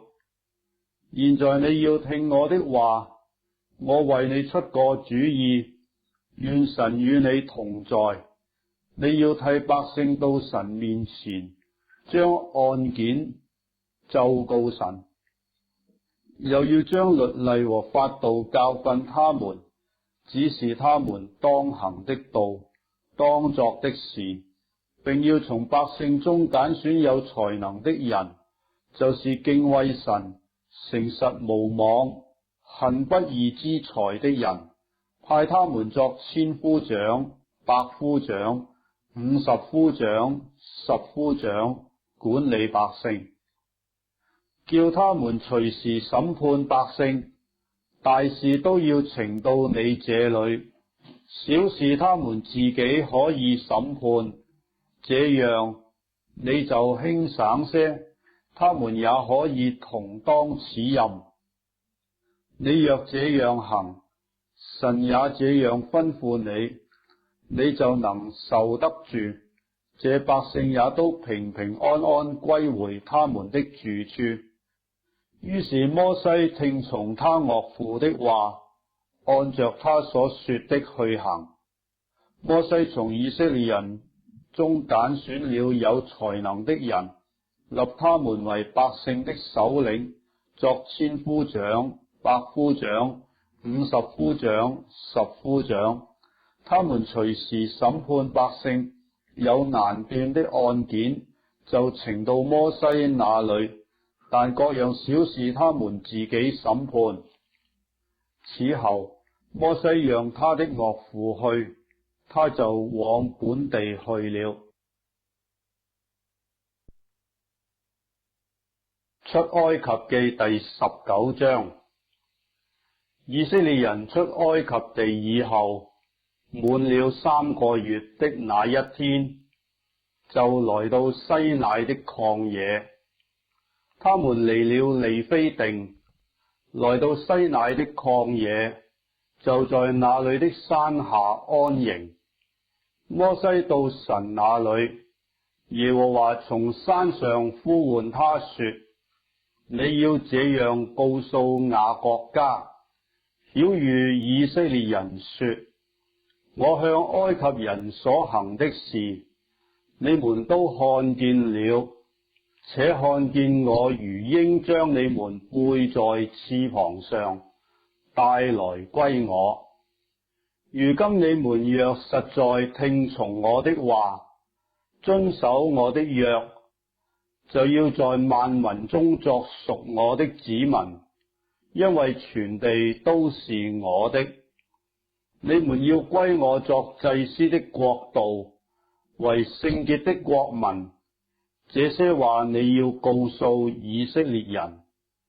摩西去召了民間的長老來，將耶和華所吩咐他的話都在他們面前陳明。百姓都同聲回答說：凡耶和華所說的，我們都要遵行。摩西就將百姓的話回覆耶和華。耶和華對摩西說：我要在密雲中臨到你那裏，叫百姓在我與你說話的時候可以聽見，也可以永遠信你了。於是摩西將百姓的話奏告耶和華。耶和華又對摩西說：你往百姓那裏去，叫他們今天、明天自潔，又叫他們洗衣服，到第3天要預備好了，因為第3天耶和華要在眾百姓眼前降臨在西乃山上。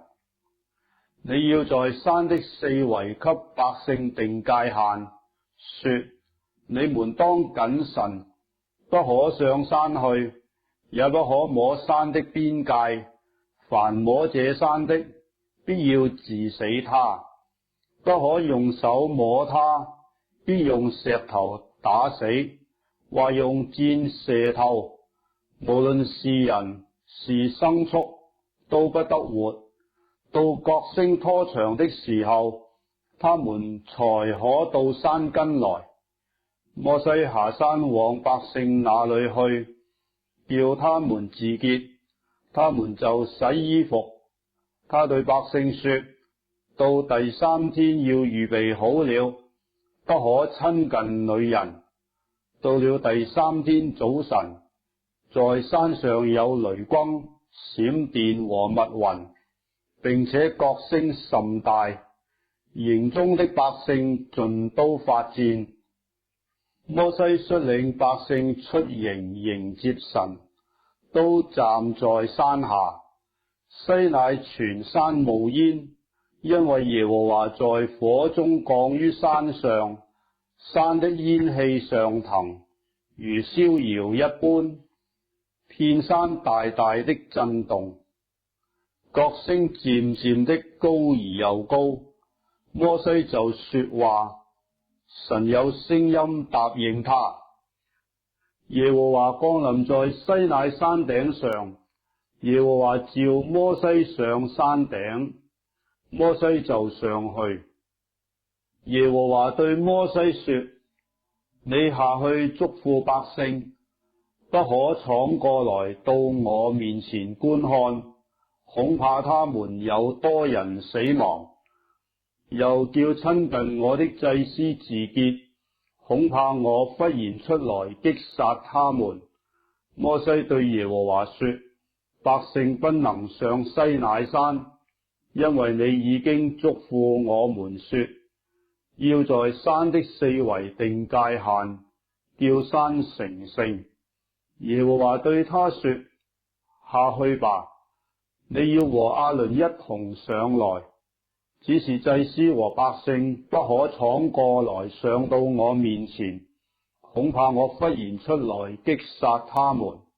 於是摩西下到百姓那裏，告訴他們。出埃及記第20章。神吩咐這一切的話說：我是耶和華你的神，曾將你從埃及地為奴之家領出來。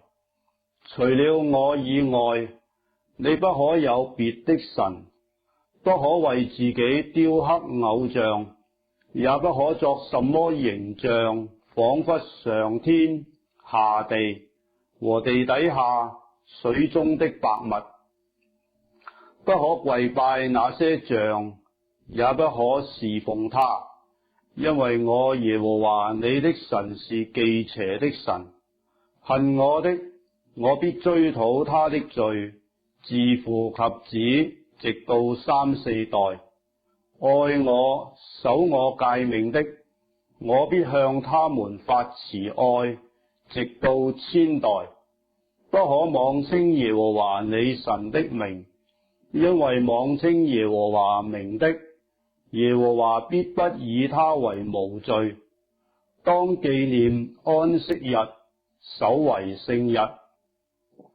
6日要勞碌作你一切的工，但第7日是向耶和華你神當守的安息日。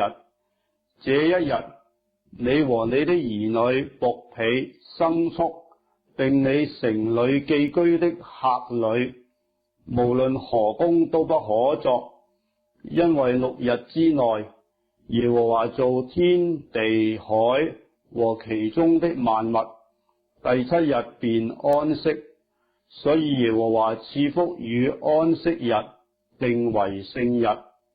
當孝敬父母，使你的日子在耶和華你神所賜你的地上得以長久。不可殺人，不可奸淫，不可偷盜，不可作假見證陷害人，不可貪戀人的房屋，也不可貪戀人的妻子、僕婢、牛驢，並他一切所有的。眾百姓見雷轟、閃電、角聲，山上冒煙，就都發顫，遠遠的站立，對摩西說：求你和我們說話，我們必聽；不要神和我們說話，恐怕我們死亡。摩西對百姓說：不要懼怕，因為神降臨是要試驗你們，叫你們時常敬畏他，不致犯罪。於是百姓遠遠的站立，摩西就挨近神所在的幽暗之中。耶和華對摩西說：你要向以色列人這樣說：你們自己看見我從天上和你們說話了。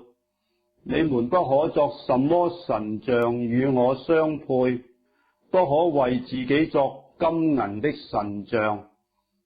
你要為我築土壇，在上面以牛羊獻為燔祭和平安祭。凡記下我名的地方，我必到那裏賜福給你。你若為我築一座石壇，不可用鑿成的石頭，因你在上頭一動家具，就把壇污穢了。你上我的壇，不可用台階，免得露出你的下體來。出埃及記第21章。你在百姓面前所要立的典章是這樣：你若買希伯來人作奴僕，他必服侍你6年，第7年，他可以自由白白的出去。他若孤身來，就可以孤身去。他若有妻，他的妻就可以同他出去。他主人若給他妻子，妻子給他生了兒子或女兒，妻子和兒女要歸主人，他要獨自出去。倘或奴僕明說：我愛我的主人和我的妻子、兒女，不願意自由出去，他的主人就要帶他到審判官那裏。審判官或作臣下同，又要帶他到門前，靠着門框，用錐子穿他的耳朵，他就永遠服侍主人。人若賣女兒作婢女，婢女不可像男僕那樣出去。主人選定他歸自己，若不喜歡他，就要許他贖身。主人既然用詭詐待他，就沒有權柄賣給外邦人。主人若選定他給自己的兒子，就當待他如同女兒。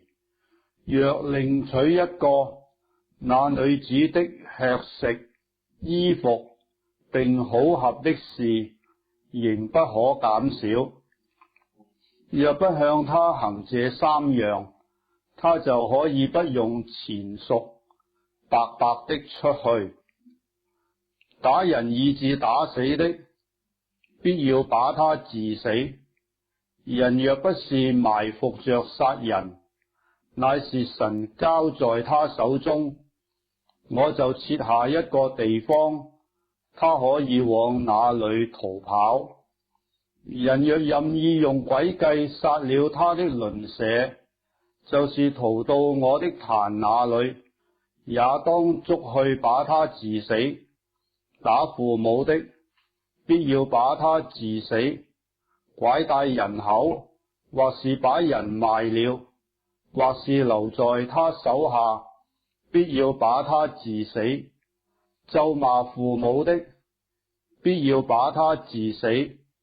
人若彼此相爭，這個用石頭或是拳頭打那個，尚且不至於死，不過躺臥在床，若再能起來扶杖而出，那打他的可算無罪，但要將他耽誤的功夫用錢賠補，並要將他全然醫好。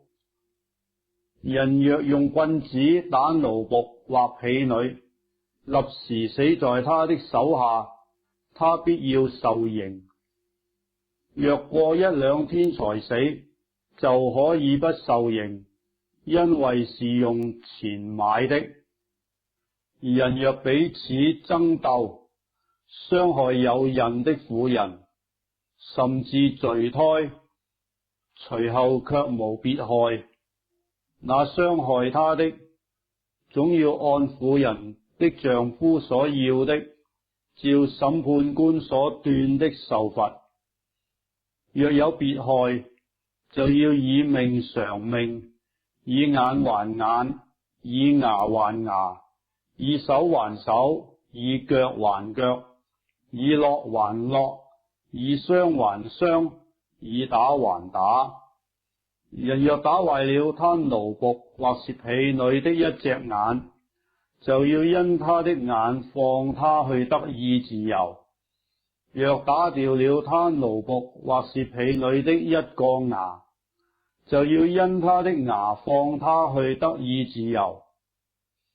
牛若畜死男人或是女人，總要用石頭打死那牛，卻不可吃他的肉。牛的主人可算無罪。倘若那牛素來是畜人的，有人報告了牛主，他竟不把牛拴着，以致把男人或是女人畜死，就要用石頭打死那牛，牛主也必治死。若罰他贖命的價銀，他必照所罰的贖他的命。牛無論觸了人的兒子或是女兒，必照這例辦理。牛若觸了奴僕或是婢女，必將銀子30舍客勒給他們的主人，也要用石頭把牛打死。人若敞着井口，或挖井不遮蓋，有牛或驢掉在裏頭，井主要拿錢賠還本主人，死牲畜要歸自己。這人的牛若傷了那人的牛，以至於死，他們要賣了活牛，平分價值，也要平分死牛。人若知道這牛素來是捉人的，主人竟不把牛拴着，他必要以牛還牛，死牛要歸自己。出埃及記第22章。人若偷牛或羊，無論是宰了是賣了，他就要以5牛賠1牛，4羊賠1羊。人若遇見賊或窟窿，把賊打了，以至於死，就不能為他有流血的罪。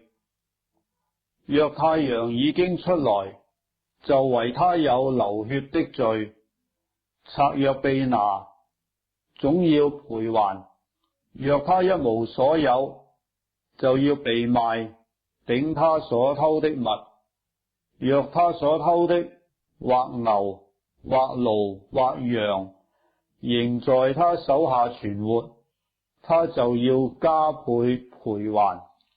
人若在田間或在葡萄園裏放牲畜，任憑牲畜上別人的田裏去吃，就必拿自己田間上好的和葡萄園上好的賠還。若點火焚燒荊棘，以致將別人堆積的禾捆、站着的禾稼或是田園都燒盡了，那點火的必要賠還。人若將銀錢或家具交付鄰舍看守，這物從那人的家被偷去，若把賊找到了，賊要加倍賠還。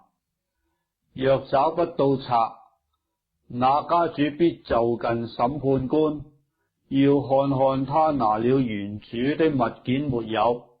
兩個人的案件，無論是為什麼過犯，或是為牛、為驢、為羊、為衣裳，或是為什麼失掉之物，有一人說這是我的，兩造就要將案件稟告審判官，審判官定誰有罪，誰就要加倍賠還。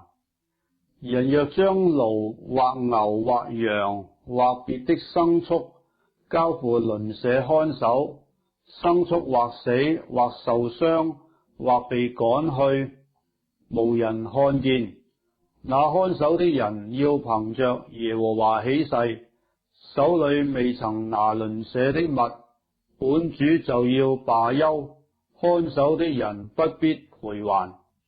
牲畜若從看守的那裏被偷去，他就要賠還本主。若被野獸撕碎，看守的要帶來當作證據，所撕的不必賠還。人若向鄰舍借什麼，所借的或受傷或死，本主沒有同在一處，借的人總要賠還。若本主同在一處，他就不必賠還；若是雇的，也不必賠還，本是為雇價來的。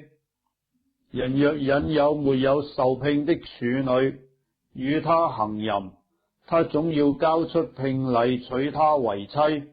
若女子的父親決不肯將女子給他，他就要按處女的聘禮交出錢來。行邪術的女人不可容她存活，凡與獸淫合的，總要把她治死。祭祀別神，不單單祭祀耶和華的，那人必要滅絕。不可虧負寄居的，也不可欺壓他，因為你們在埃及地也作過寄居的。不可苦待寡婦和孤兒，若是苦待他們一點，他們向我一哀求，我總要聽他們的哀聲，並要發烈怒，用刀殺你們，使你們的妻子為寡婦，兒女為孤兒。我民中有貧窮人與你同住，你若借錢給他，不可如放債的向他取利。你即或拿鄰舍的衣服作當頭，必在日落以先歸還他，因他只有這一件當蓋頭，是他蓋身的衣服。若是沒有，他拿什麼睡覺呢？他哀求我，我就應允，因為我是有恩惠的。不可毀謗神，也不可毀謗你百姓的官長。你要從你莊稼中的穀和酒榨中滴出來的酒拿來獻上，不可遲疑。你要將頭生的兒子歸給我，你牛羊頭生的也要這樣。7天當跟着母，第8天要歸給我。你們要在我面前為聖潔的人。因此田間被野獸撕裂牲畜的肉，你們不可吃，要丟給狗吃。出埃及記第23章。不可隨火布散謠言，不可與惡人聯手妄作見證，不可隨眾行惡，不可在爭訟的事上隨眾偏行，作見證屈枉正直，也不可在爭訟的事上偏護窮人。若遇見你仇敵的牛或驢失迷了路，總要牽回來交給他。若看見恨你人的驢壓臥在重馱之下，不可走開，務要和驢主一同抬開重馱。不可在窮人爭訟的事上屈枉正直，當遠離虛假的事，不可殺無辜和有義的人，因我必不以惡人為義。不可受賄賂，因為賄賂能叫明眼人變瞎了，又能顛倒義人的話。不可欺壓寄居的，因為你們在埃及地作過寄居的，知道寄居的心。6年你要耕種田地，收藏土產，只是第7年要叫地歇息，不耕不種，使你民中的窮人有吃的，他們所剩下的野獸可以吃。你的葡萄園和橄欖園也要照樣辦理。6日你要作工，第7日要安息，使牛驢可以歇息，並使你婢女的兒子和寄居的都可以舒暢。凡我對你們說的話，你們要謹守。別神的名你不可提，也不可從你口中傳說。1年3次你要向我守節，你要守除酵節，照我所吩咐你的，在亞筆月內所定的日期，吃無酵餅7天，誰也不可空手朝見我，因為你是這月出了埃及。又要守收割節，所收的是你田間所種勞碌得來初熟之物，並在年底收藏，要守收藏節。一切的男丁要1年3次朝見主耶和華，不可將我祭牲的血和有酵的餅一同獻上，也不可將我節上祭牲的脂油留到早晨。地裏首先初熟之物要送到耶和華你神的殿，不可用山羊羔母的奶煮山羊羔。看啊，我差遣使者在你前面，在路上保護你，領你到我所預備的地方去。他是奉我名來的，你們要在他面前謹慎，聽從他的話，不可惹他，惹或作違背，因為他必不赦免你們的過犯。你若實在聽從他的話，照着我一切所說的去行，我就向你的仇敵作仇敵，向你的敵人作敵人。我的使者要在你前面行，領你到亞摩利人、赫人、比利洗人、迦南人、希未人、耶布斯人那裏去，我必將他們剪除。你不可跪拜他們的神，不可侍奉他，也不可效法他們的行為，卻要把神像進行拆毀，打碎他們的柱像。你們要侍奉耶和華你們的神，他必賜福與你的糧，與你的水，也必從你們中間除去疾病。你境內必沒有墜胎的，不生產的。我要使你滿了你年日的數目。凡你所到的地方，我要使那裏的眾民在你面前驚駭擾亂，又要使你一切仇敵轉背逃跑。我要打發黃蜂飛在你前面，把希未人、迦南人、赫人攆出去。我不在1年之內將他們從你面前攆出去，恐怕地成為荒涼，野地的獸多起來害你。我要漸漸的將他們從你面前攆出去，等到你的人數加多，承受那地為業。我要定你的境界，從紅海直到非利士海，又從曠野直到大河。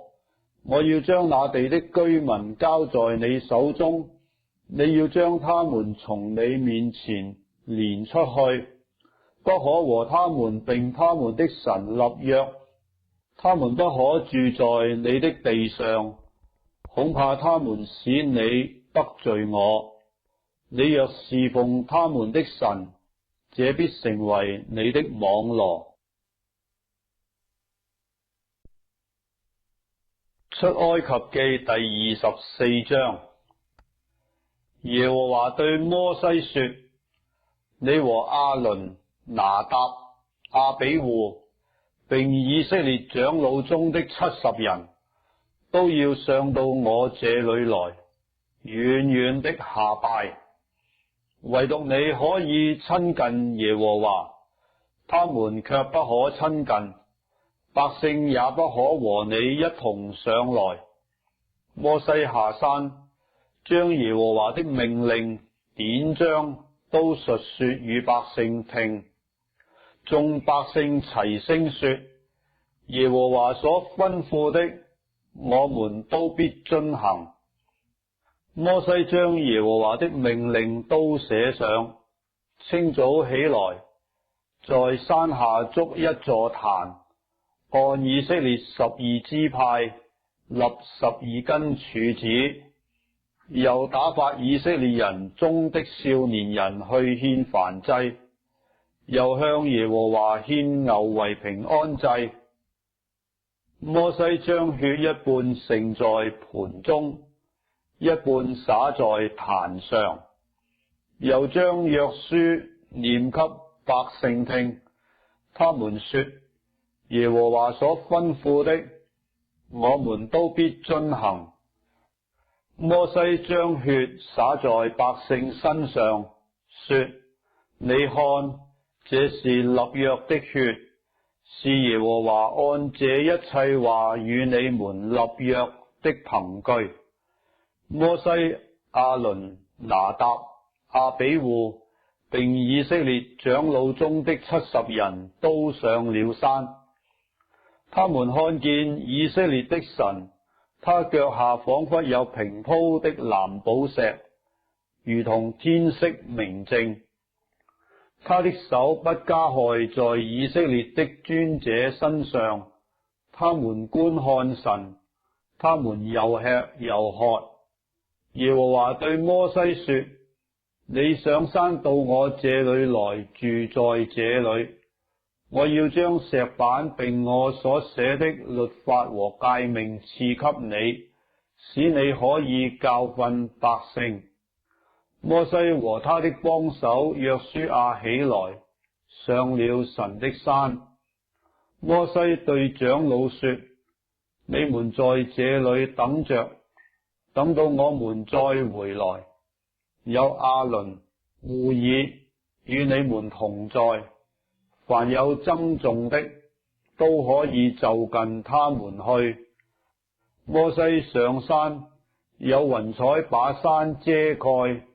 耶和華的榮耀停於西乃山，雲彩遮蓋山6天。第7天，他從雲中召摩西。耶和華的榮耀在山頂上，在以色列人眼前，形狀如烈火。摩西進入雲中上山，在山上40晝夜。出埃及記第25章。耶和華曉諭摩西說：你告訴以色列人，當為我送禮物來，凡甘心樂意的，你們就可以收下歸我。所要收的禮物，就是金、銀、銅、藍色、紫色、朱紅色線、細麻、山羊毛、染紅的公羊皮、海狗皮、皂莢木、點燈的油，並作膏油和香的香料，紅瑪瑙與別樣的寶石，可以鑲嵌在以弗得和胸牌上。又當為我做聖所，使我可以住在他們中間。製造帳幕和其中的一切器具，都要照我所指示你的樣式。要用皂莢木作一櫃，長2肘半，寬1肘半，高1肘半。要裏外包上精金，四圍鑲上金牙邊，也要鑄4個金環，安在櫃的4腳上，這邊2環，那邊2環，要用皂莢木作2根缸，用金包裹，要把缸穿在櫃旁的環內，以便抬櫃。這缸要常在櫃的環內，不可抽出來。必將我所要賜給你的法版放在櫃裏，要用精金作施恩座，施恩畫作幣敘下銅，長2肘半，寬1肘半。要用金子錘出2個基路伯來，安在施恩座的2頭。這頭作1個基路伯，那頭作1個基路伯。2基路伯要接連1塊，在施恩座的2頭。2基路伯要高張翅膀，遮掩施恩座。基路伯要臉對臉，朝着施恩座。要將施恩座安在櫃的上邊，又將我所要賜給你的法版放在櫃裏。我要在那裏與你相會，又要從法櫃施恩座上2基路伯中間和你說我所要吩咐你傳給以色列人的一切事。要用皂莢木作1張桌子，長2肘，寬1肘，高1肘半，要包上精金，四圍鑲上金牙邊。桌子的四圍各作1掌寬的橫梁，橫梁上鑲着金牙邊，要作4個金環，安在桌子的4角上，就是桌子4腳上的4角。安環子的地方要挨近橫梁，可以穿缸抬桌子。要用皂莢木作2根缸，用金包裹，以便抬桌子。要作桌子上的盤子、調羹，並奠酒的爵和瓶，這都要用精金製作。又要在桌子上，在我面前常擺陳設餅。要用精金作1個燈台，燈台的座和杆與杯、球、花都要接連1塊錘出來。燈台兩旁要插出6個枝子，這旁3個，那旁3個。這旁每枝上有3個杯，形狀像杏花，有球有花。那旁每枝上也有3個杯，形狀像杏花，有球有花。從燈台插出來的6個枝子都是如此。燈台上有4個杯，形狀像杏花，有球有花。燈台每2個枝子以下有球與枝子接連1塊。燈台出的6個枝子都是如此。球和枝子要接連1塊，都是1塊精金錘出來的。要作燈台的7個燈盞，祭司要點這燈，使燈光對照。燈台的蠟剪和蠟花盤也是要精金的。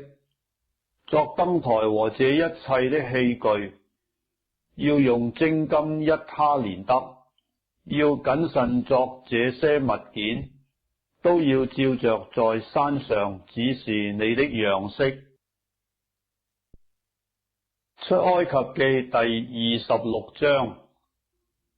你要用10幅幔子作帳幕，這些幔子要用銀的細麻和藍色、紫色、朱紅色線製造，並用巧匠的手工繡上基路伯。每幅幔子要長28肘，寬4肘，幔子都要一樣的尺寸。這5幅幔子要幅幅相連，那5幅幔子也要幅幅相連。在這相連的幔子末幅邊上，要作藍色的紐扣，在那相連的幔子末幅邊上，也要照樣作。要在這相連的幔子上作50個紐扣，在那相連的幔子上也作50個紐扣，都要兩兩相對。又要作50個金鈎，用鈎使幔子相連，這才成了一個帳幕。你要用山羊毛織11幅幔子，作為帳幕以上的罩棚。每幅幔子要長30肘，寬4肘，11幅幔子都要一樣的尺寸。要把5幅幔子連成一幅，又把6幅幔子連成一幅。這第6幅幔子要在罩棚的前面接上去，在這相連的幔子末幅邊上要作50個紐扣，在那相連的幔子末幅邊上也作50個紐扣，又要作50個銅鈎，勾在紐扣中，使罩棚連成一個。罩棚的幔子所餘那垂下來的半幅幔子，要垂在帳幕的後頭。罩棚的幔子所餘長的，這邊一肘，那邊一肘，要垂在帳幕的兩旁，遮蓋帳幕。又要用染紅的公羊皮作罩棚的蓋，再用海狗皮作一層罩棚上的頂蓋。你要用皂莢木作帳幕的豎板，每塊要長10肘，寬1肘半，每塊必有2榫相對。帳幕一切的板都要這樣作。帳幕的南面要作板20塊，在這20塊板底下要作40個帶卯的銀座，2卯接這塊板上的2榫，2卯接那塊板上的2榫。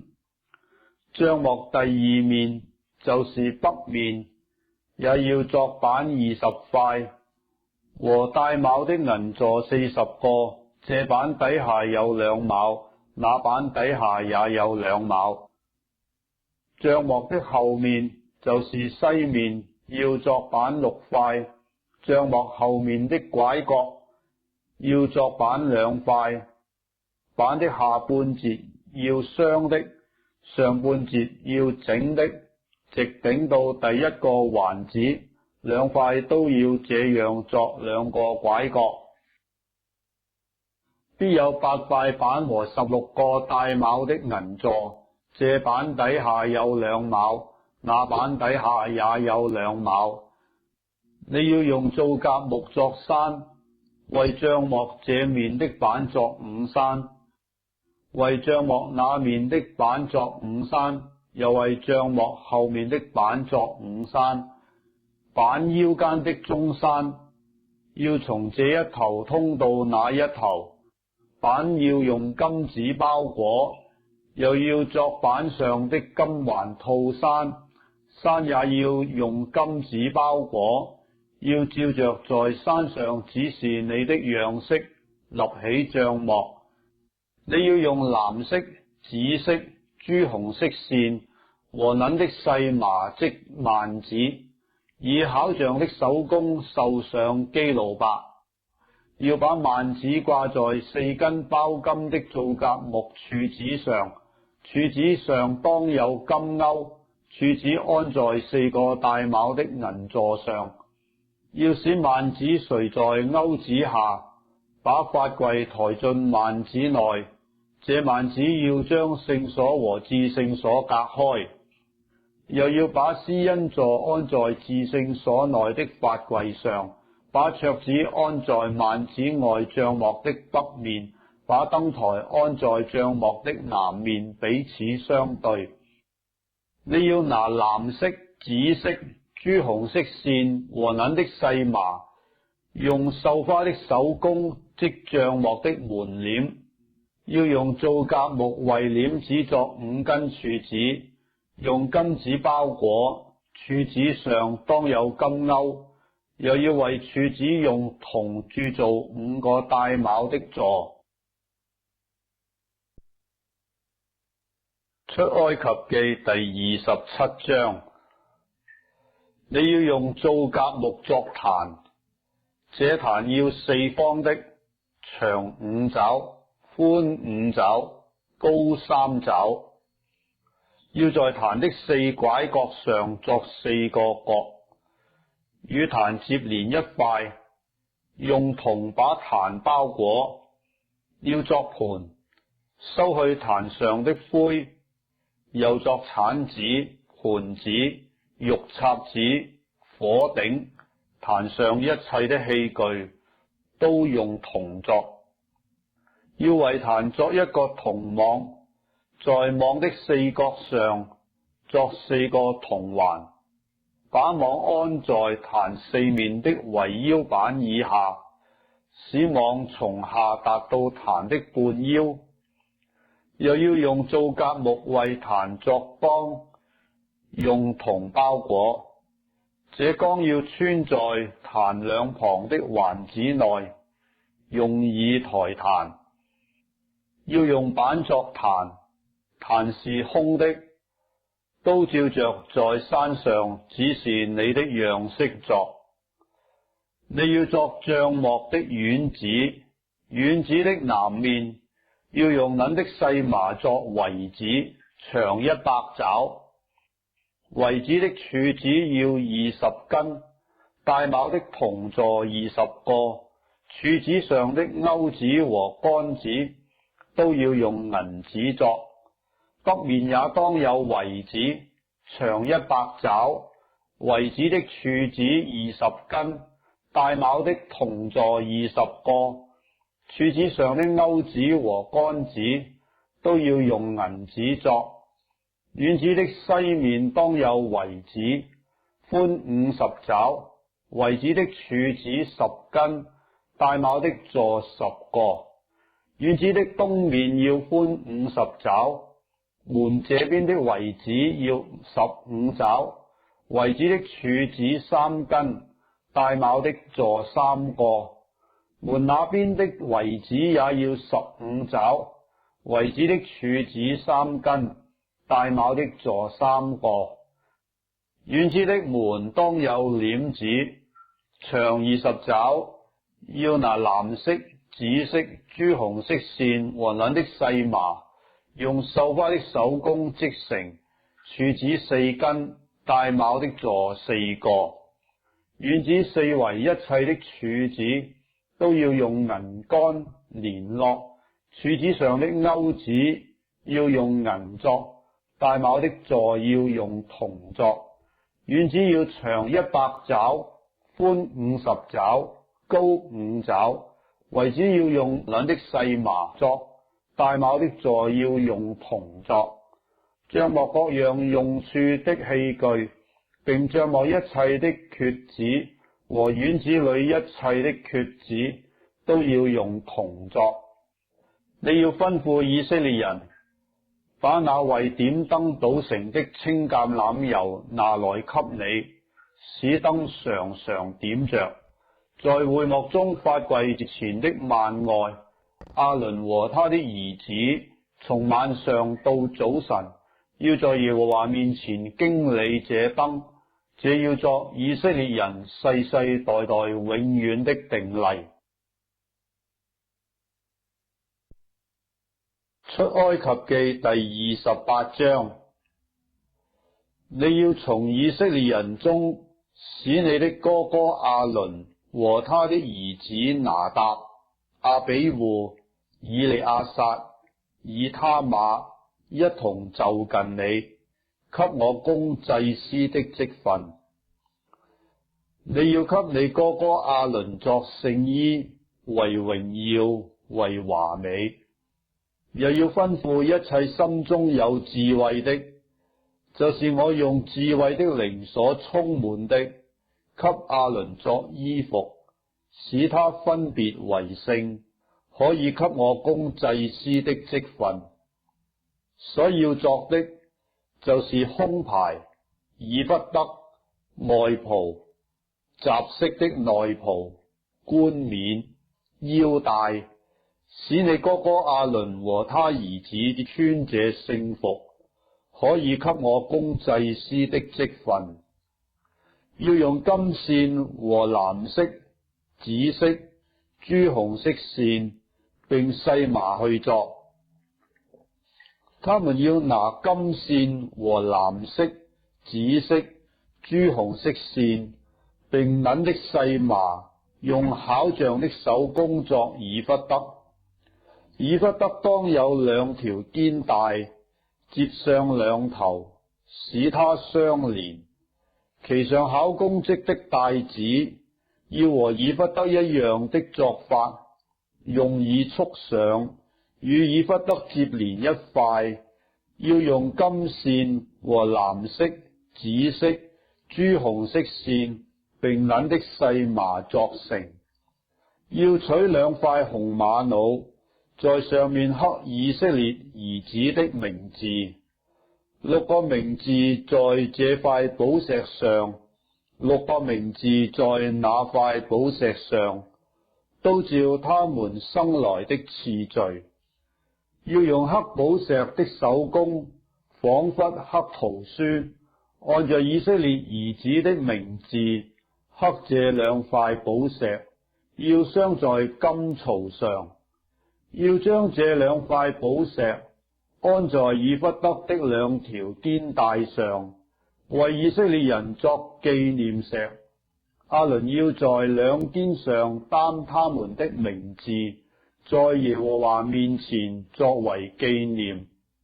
要用金子作2槽，又拿精金用擰弓仿佛擰繩子，作2條鏈子，把這擰成的鏈子搭在2槽上。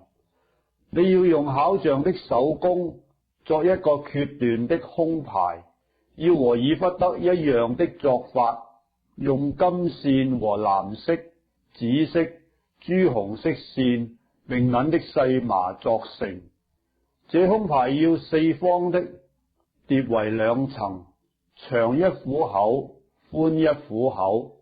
要在上面鑲寶石4行，第一行是紅寶石、紅碧璽、紅玉；第二行是綠寶石、藍寶石、金剛石；第三行是紫瑪瑙、白瑪瑙、紫晶；第四行是水蒼玉、紅瑪瑙、碧玉。這都要鑲在金槽中。這些寶石都要按着以色列12個兒子的名字，仿佛刻圖書，刻12個支派的名字。要在胸牌上用精金擰成如繩的鏈子，在胸牌上也要作2個金環，安在胸牌的兩頭。要把那2條擰成的金鏈子穿過胸牌兩頭的環子，又要把鏈子的那2頭接在2槽上，安在以弗得前面肩帶上。要作2個金環，安在胸牌的兩頭，在以弗得裏面的邊上。又要作2個金環，安在以弗得前面2條肩帶的下邊，挨近相接之處，在以弗得巧工織的帶子以上。要用藍細帶子把胸牌的環子與以弗得的環子繫住，使胸牌貼在以弗得巧工織的帶子上，不可與以弗得離縫。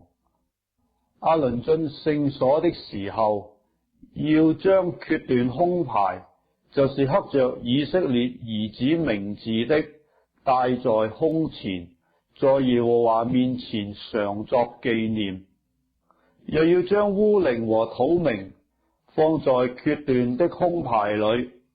亞倫進到耶和華面前的時候，要戴在胸前，在耶和華面前常將以色列人的決斷牌戴在胸前。你要作以弗得的外袍，顏色全是藍的，袍上要為頭留一領口，口的周圍織出領邊來，仿佛鎧甲的領口，免得破裂。袍子周圍底邊上要用藍色、紫色、朱紅色線作石榴，在袍子周圍的石榴中間要有金鈴鐺，一個金鈴鐺，一個石榴，一個金鈴鐺，一個石榴，在袍子周圍的底邊上。亞倫供職的時候要穿這袍子，他進聖所到耶和華面前以及出來的時候，袍上的響聲必被聽見，使他不至於死亡。你要用精金作一面牌，在上面按刻圖書之法刻着歸耶和華為聖。要用一條藍細帶子將牌繫在冠冕的前面，這牌必在亞倫的額上。亞倫要擔當干犯聖物條例的罪孽。這聖物是以色列人在一切的聖禮物上所分別為聖的。這牌要常在他的額上，使他們可以在耶和華面前蒙悅納。要用雜色細麻線織內袍，用細麻布作冠冕，又用繡花的手工作腰帶。你要為亞倫的兒子作內袍、腰帶、裹頭巾，為榮耀，為華美。要把這些給你的哥哥亞倫和他的兒子穿戴，又要膏他們，將他們分別為聖，好給我供祭司的職分。要給他們作細麻布褲子，遮掩下體，褲子當從腰達到大腿。亞倫和他兒子進入會幕或就近壇，在聖所供職的時候必穿上，免得擔罪而死。這要為亞倫和他的後裔作永遠的定例。出埃及記第29章。你使亞倫和他兒子成聖，給我供祭司的職分。要如此行：取一隻公牛犢，兩隻無殘疾的公綿羊，無酵餅和調油的無酵餅與抹油的無酵薄餅，這都要用細麥麵作成。這餅要裝在一個筐子裏，連筐子帶來，又把公牛和兩隻公綿羊牽來。要使亞倫和他兒子到會幕門口來，用水洗身。要給亞倫穿上內袍和以弗得的外袍，並以弗得又戴上胸牌，束上以弗得巧工織的帶子，把冠冕戴在他頭上，將聖冠加在冠冕上，就把膏油倒在他頭上膏他。要叫他的兒子來，給他們穿上內袍，給亞倫和他兒子束上腰帶，包上裹頭巾。他們就憑永遠的定例得了祭司的職任。又要將亞倫和他兒子分別為聖。你要把公牛牽到會幕前，亞倫和他兒子要按手在公牛的頭上。你要在耶和華面前，在會幕門口宰這公牛，要取些公牛的血，用指頭抹在壇的四角上，把血都倒在壇腳那裏。要把一切蓋狀的脂油與杆上的網子，並兩個腰子和腰子上的脂油都燒在壇上。只是公牛的皮、肉、糞都要用火燒在營外，這牛是贖罪祭。你要牽一隻公綿羊來，亞倫和他兒子要按手在這羊的頭上，要宰這羊，把血灑在壇的周圍，要把羊切成塊子，洗淨五臟和腿，連塊子帶頭都放在一處。要把全羊燒在壇上，是給耶和華獻的燔祭，是獻給耶和華為馨香的火祭。你要將那一隻公綿羊牽來，亞倫和他兒子要按手在羊的頭上。你要宰這羊，取點血抹在亞倫的右耳垂上和他兒子的右耳垂上，又抹在他們右手的大拇指上和右腳的大拇指上，並要把血灑在壇的四圍。你要取點膏油和壇上的血，彈在亞倫和他的衣服上，並他兒子和他兒子的衣服上，他們和他們的衣服就一同成聖。你要取這羊的脂油和肥尾巴，並蓋狀的脂油與杆上的網子，兩個腰子和腰子上的脂油，並右腿，這是承接聖職所獻的羊。再從耶和華面前裝無酵餅的筐子中取一個餅，一個調油的餅和一個薄餅，都放在亞倫的手上和他兒子的手上，作為搖祭，在耶和華面前搖一搖。要從他們手中接過來，燒在耶和華面前壇上的燔祭上，是獻給耶和華為馨香的火祭。你要取亞倫承接聖職所獻公羊的胸，作為搖祭，在耶和華面前搖一搖，這就可以作你的份。那搖祭的胸和舉祭的腿，就是承接聖職所搖的、所舉的，是歸亞倫和他兒子的，這些你都要成為聖，作亞倫和他子孫從以色列人中永遠所得的份。因為是舉祭，這要從以色列人的平安祭中作為獻給耶和華的舉祭。亞倫的聖衣要留給他的子孫，可以穿着受膏，又穿着承接聖職。他的子孫接續他當祭司的，每逢進會幕在聖所供職的時候，要穿7天。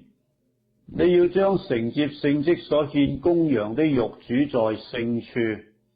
亞倫和他兒子要在會幕門口吃這羊的肉和康內的餅，他們吃那些贖罪之物，好承接聖職，使他們成聖。只是外人不可吃，因為這是聖物。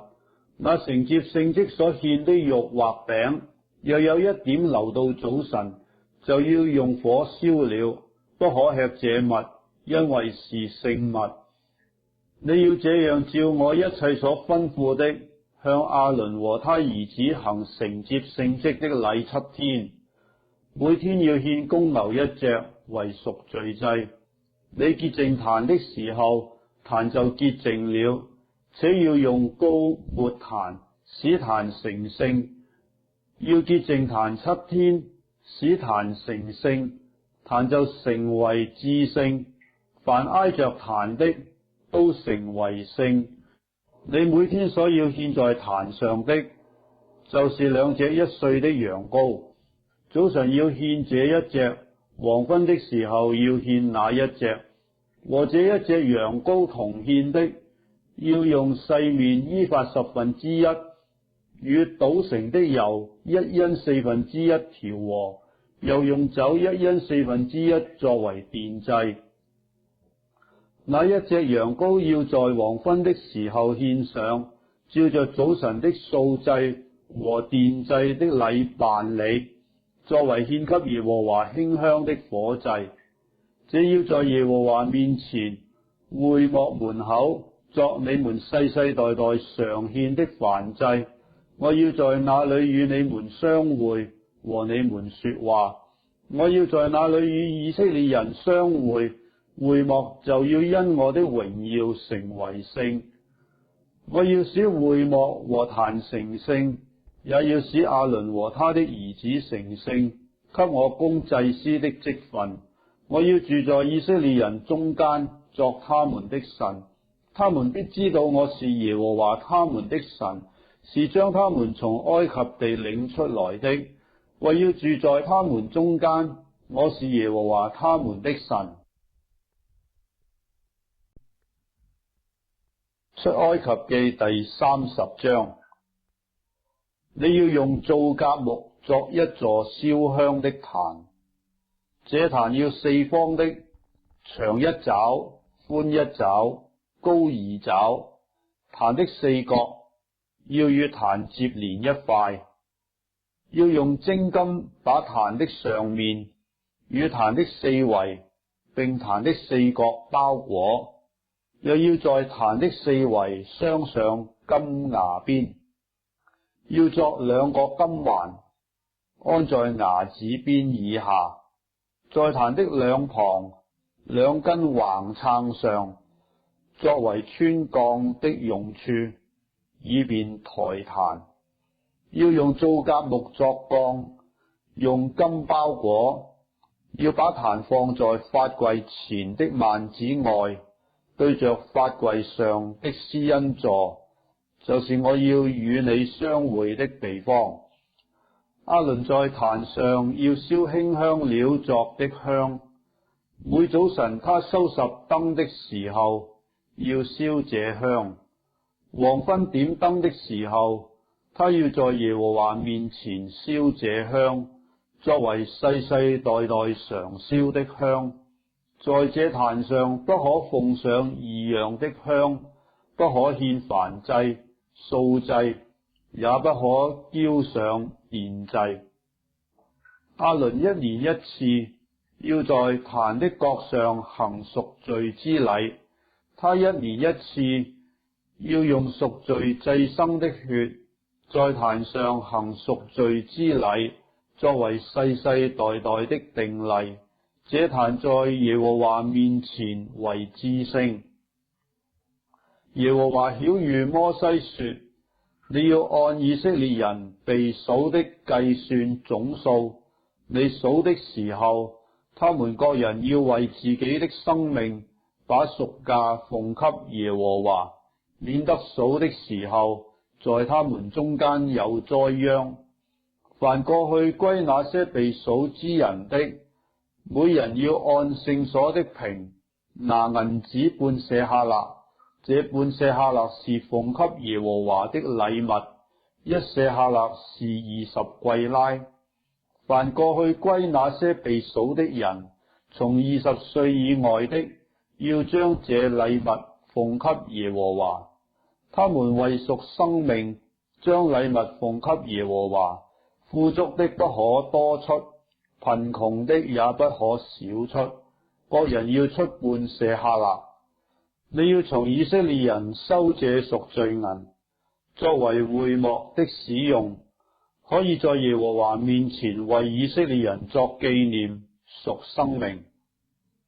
耶和華曉諭摩西說：你要用銅作洗濯盤和盤座，以便洗濯。要將盤放在會幕和壇的中間，在盤裏盛水。亞倫和他的兒子要在這盤裏洗手洗腳。他們進會幕，或是就近壇前供職，給耶和華獻火祭的時候，必用水洗濯，免得死亡。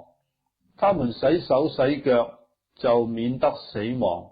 這要作亞倫和他後裔世世代代永遠的定例。耶和華曉諭摩西說：你要取上品的香料，就是流汁的沒藥500舍客勒，香肉桂一半，就是250舍客勒，菖蒲250舍客勒，桂皮500舍客勒，都按着聖所的平。又取橄欖油1斤，按作香之法調和作成聖膏油。要用這膏油抹會幕和法櫃、桌子與桌子的一切器具、燈台和燈台的器具，並香壇。凡祭壇和壇的一切器具，洗作盤和盤座，要使這些物成為聖，好成為至聖。凡挨着的都成為聖。要膏亞倫和他的兒子，使他們成為聖，可以給我供祭司的職分。你要對以色列人說：這油我要世世代代以為聖膏油，不可倒在別人的身上，也不可按這調和之法作與此相似的。這膏油是聖的，你們也要以為聖。凡調和與此相似的，或將這膏告在別人身上的，這人要從民中剪除。耶和華吩咐摩西說：你要取馨香的香料，就是拿他弗、施喜列、喜利比拿，這馨香的香料和淨乳香，各樣要一般大的分量。你要用這些加上鹽，按作香之法，作成清淨聖潔的香。這香要取點搗得極細，放在會幕內法櫃前。我要在那裏與你相會。你們要以這香為至聖。你們不可按這調和之法為自己作香，要以這香為聖，歸耶和華。凡作香和這香一樣，為要聞香味的，這人要從民中剪除。出埃及記第31章。耶和華曉諭摩西說：看啊，猶大支派中戶珥的孫子烏利的兒子比撒列，我已經提他的名召他，我也以我的靈充滿了他，使他有智慧、有聰明、有知識，能作各樣的工，能想出巧工，用金、銀、銅製造各物，又能刻寶石，可以鑲嵌，能雕刻木頭，能作各樣的工。我分派但支派中亞希撒末的兒子阿何利亞伯與他同工。凡心裏有智慧的，我更使他們有智慧，能作我一切所吩咐的，就是會幕和法櫃，並其上的施恩座與會幕中一切的器具，桌子和桌子的器具，精金的燈台和燈台的一切器具，並香壇。凡祭壇和壇的一切器具，並洗作盤與盤座，精工作的禮服和祭司亞倫並他兒子用以供祭司職分的聖衣，膏油和為聖所用馨香的香料，他們都要照我一切所吩咐的去作。耶和華曉諭摩西說：你要吩咐以色列人說，你們務要守我的安息日，因為這是你我之間世世代代的證據，使你們知道我耶和華是叫你們成為聖的。所以你們要守安息日，以為聖日。凡干犯這日的，必要把他治死；凡在這日作工的，必從民中剪除。6日要作工，但第7日是安息聖日，是向耶和華守為聖的。凡在安息日作工的，必要把他治死。故此，以色列人要世世代代守安息日為永遠的約，這是我和以色列人永遠的證據。因為6日之內耶和華造天地，第7日便安息舒暢。耶和華在西乃山和摩西說完了話，就把2塊法板交給他，是神用指頭寫的石板。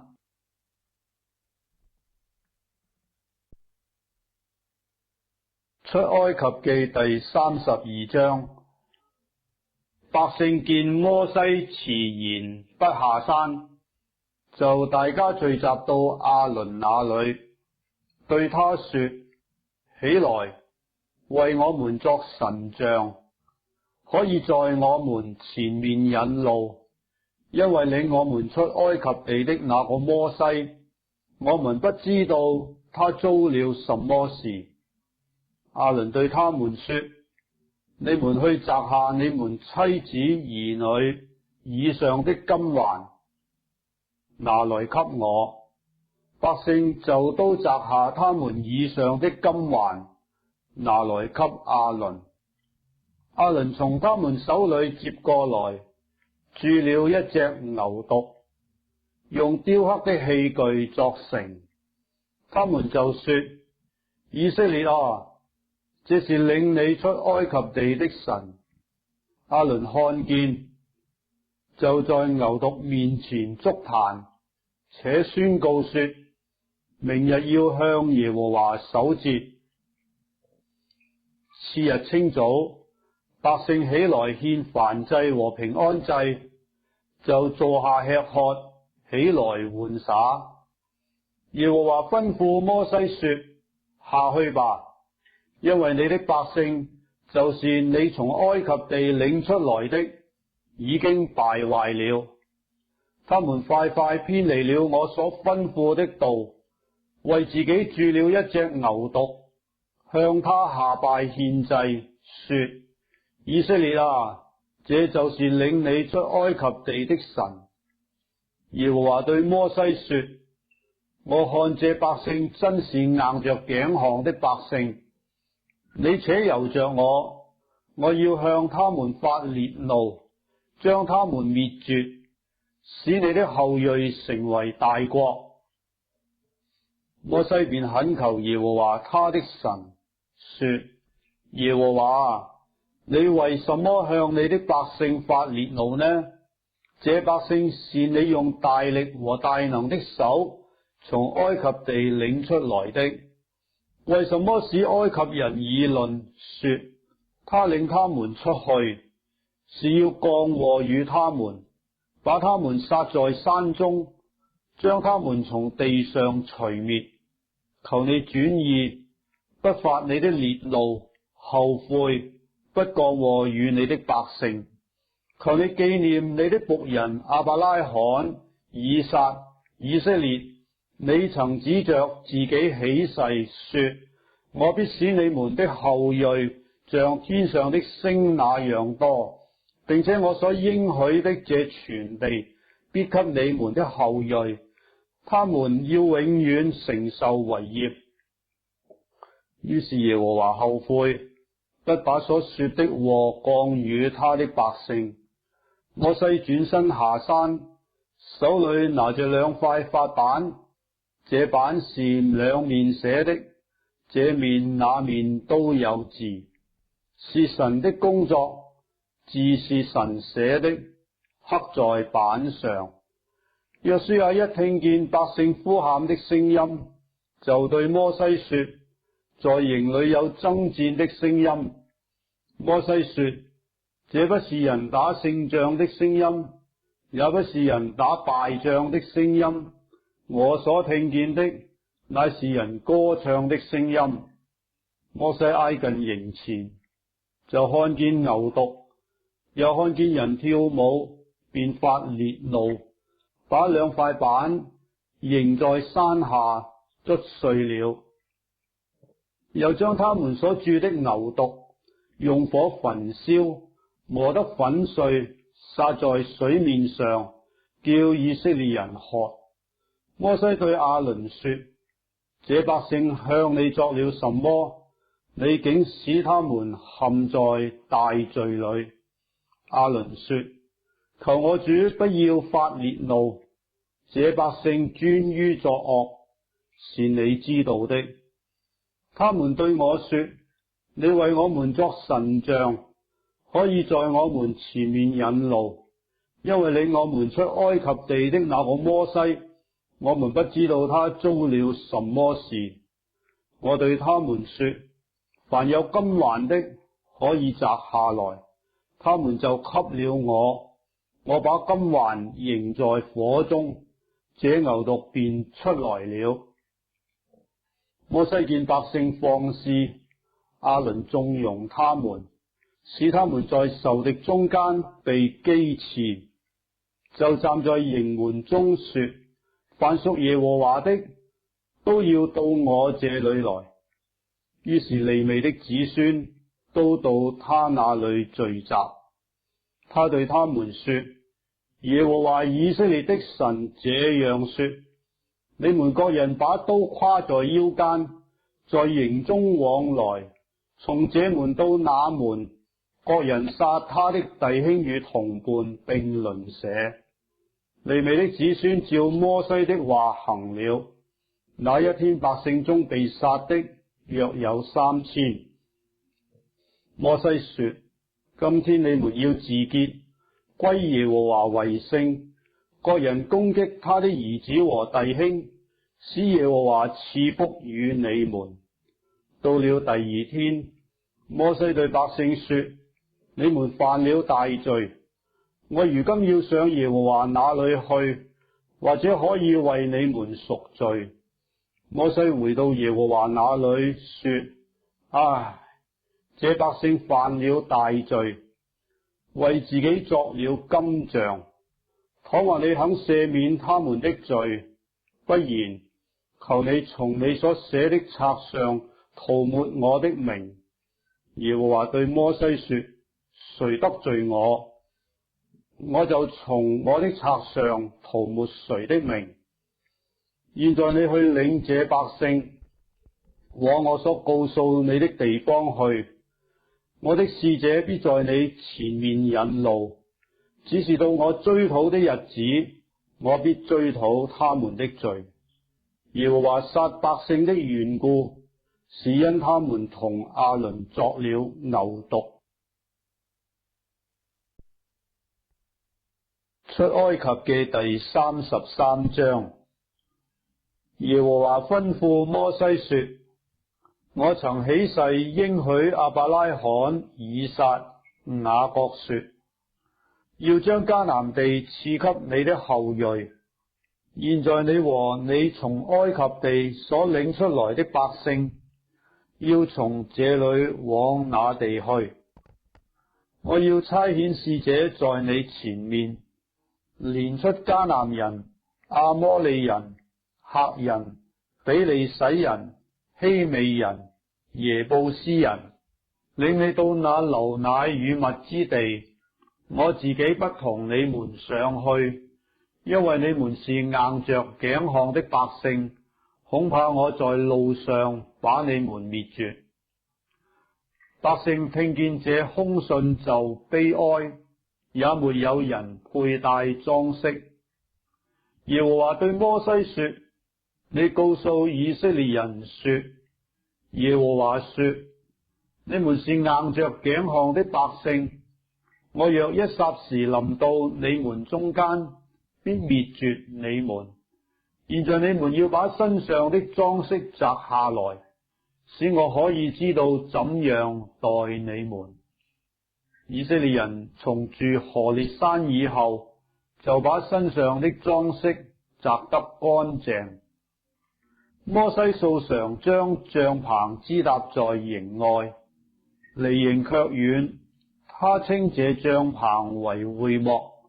凡求問耶和華的，就到營外的會幕那裏去。當摩西出營到會幕去的時候，百姓就都起來，各人站在自己帳棚的門口，望着摩西，直等到他進了會幕。摩西進會幕的時候，雲柱降下來，立在會幕的門前，耶和華便與摩西說話。眾百姓看見雲柱立在會幕門前，就都起來，各人在自己帳棚的門口下拜。耶和華與摩西面對面說話，好像人與朋友說話一般。摩西轉到營裏去，唯有他的幫手，一個少年人嫩的兒子約書亞，不離開會幕。摩西對耶和華說：你吩咐我說，將這百姓領上去，卻沒有叫我知道你要打發誰與我同去，只說我按你的名認識你，你在我眼前也蒙了恩。我如今若在你眼前蒙恩，求你將你的道指示我，使我可以認識你，好在你眼前蒙恩。求你想到這民是你的民。耶和華說：我必親自和你同去，使你得安息。摩西說：你若不親自和我同去，就不要把我們從這裏領上去。人在何事上得以知道我和你的百姓在你眼前蒙恩呢？豈不是因你與我們同去，使我和你的百姓與地上的萬民有分別麼？耶和華對摩西說：你這所求的，我也要行，因為你在我眼前蒙了恩，並且我按你的名認識你。摩西說：求你顯出你的榮耀給我看。耶和華說：我要顯我一切的恩慈，在你面前經過，宣告我的名。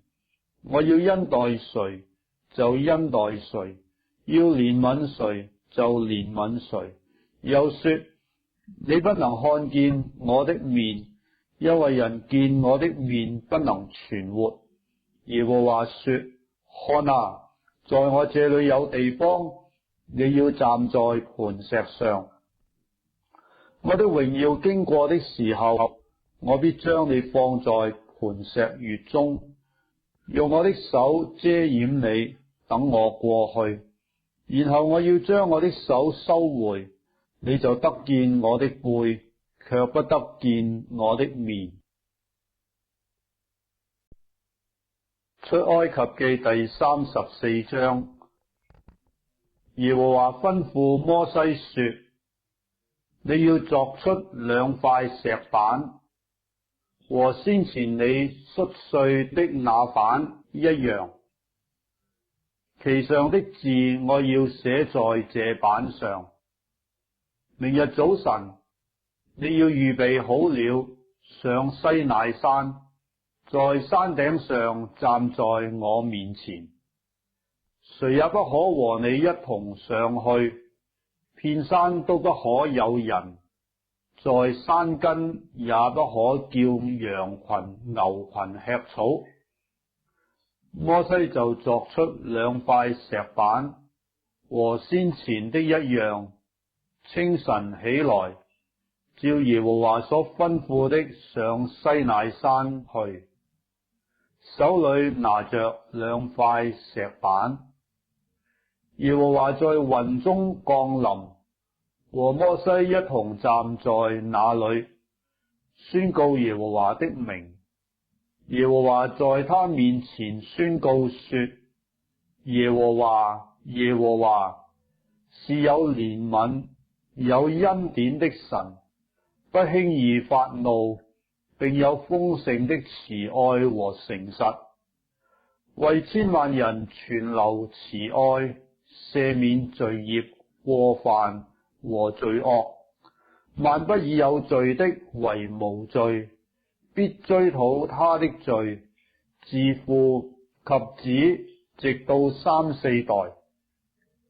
摩西急忙伏地下拜，說：主啊，我若在你眼前蒙恩，求你在我們中間同行，因為這是硬着頸項的百姓，又求你赦免我們的罪孽和罪惡，以我們為你的產業。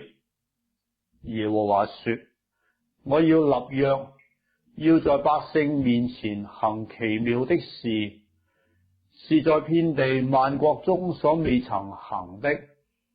在你四圍的外邦人就要看見耶和華的作為，因我向你所行的是可畏懼的事。我今天所吩咐你的，你要謹守。我要從你面前攆出亞摩利人、迦南人、赫人、比利洗人、希未人、耶布斯人。你要謹慎，不可與你所去那地的居民立約，恐怕成為你們中間的網羅，卻要拆毀他們的祭壇，打碎他們的柱像，砍下他們的木偶。不可敬拜別神，因為耶和華是忌邪的神，名為忌邪者。只怕你與那地的居民立約，百姓隨從他們的神，就行邪淫，祭祀他們的神。有人叫你，你便吃他的祭物，又為你的兒子娶他們的女兒為妻。他們的女兒隨從他們的神，就行邪淫，使你的兒子也隨從他們的神行邪淫。不可為自己鑄造神像。你要守除酵節，照我所吩咐你的，在亞筆月內所定的日期，吃無酵餅7天，因為你是這亞筆月內出了埃及。凡頭生的都是我的，一切牲畜頭生的，無論是牛是羊，公的都是我的。頭生的驢要用羊羔代贖，若不代贖，就要打折他的頸項。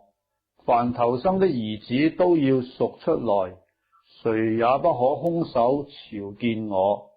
你6日要作工，第7日要安息，雖在耕種收割的時候也要安息，在收割初熟麥子的時候要守7節，又在年底要守收藏節。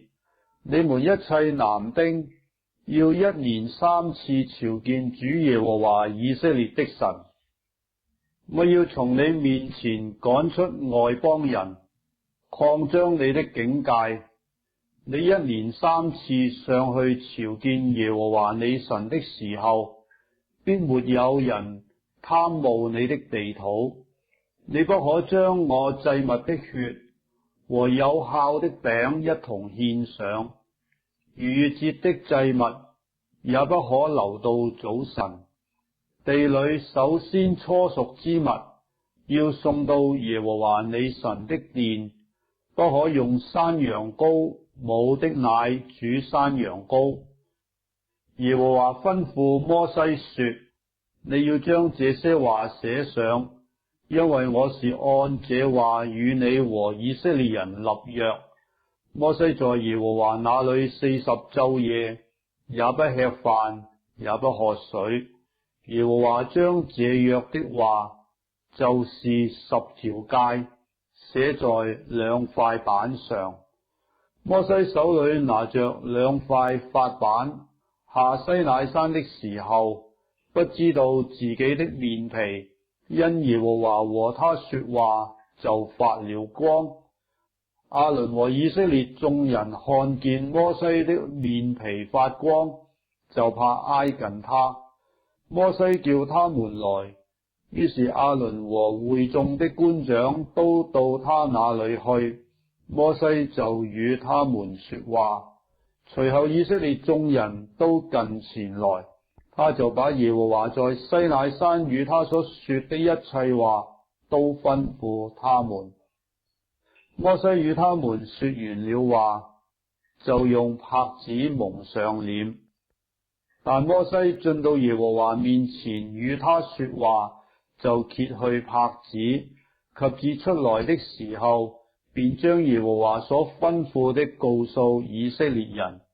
以色列人看見摩西的面皮發光，摩西又用帕子蒙上臉。等到他進去與耶和華說話，就揭去帕子。出埃及記第35章。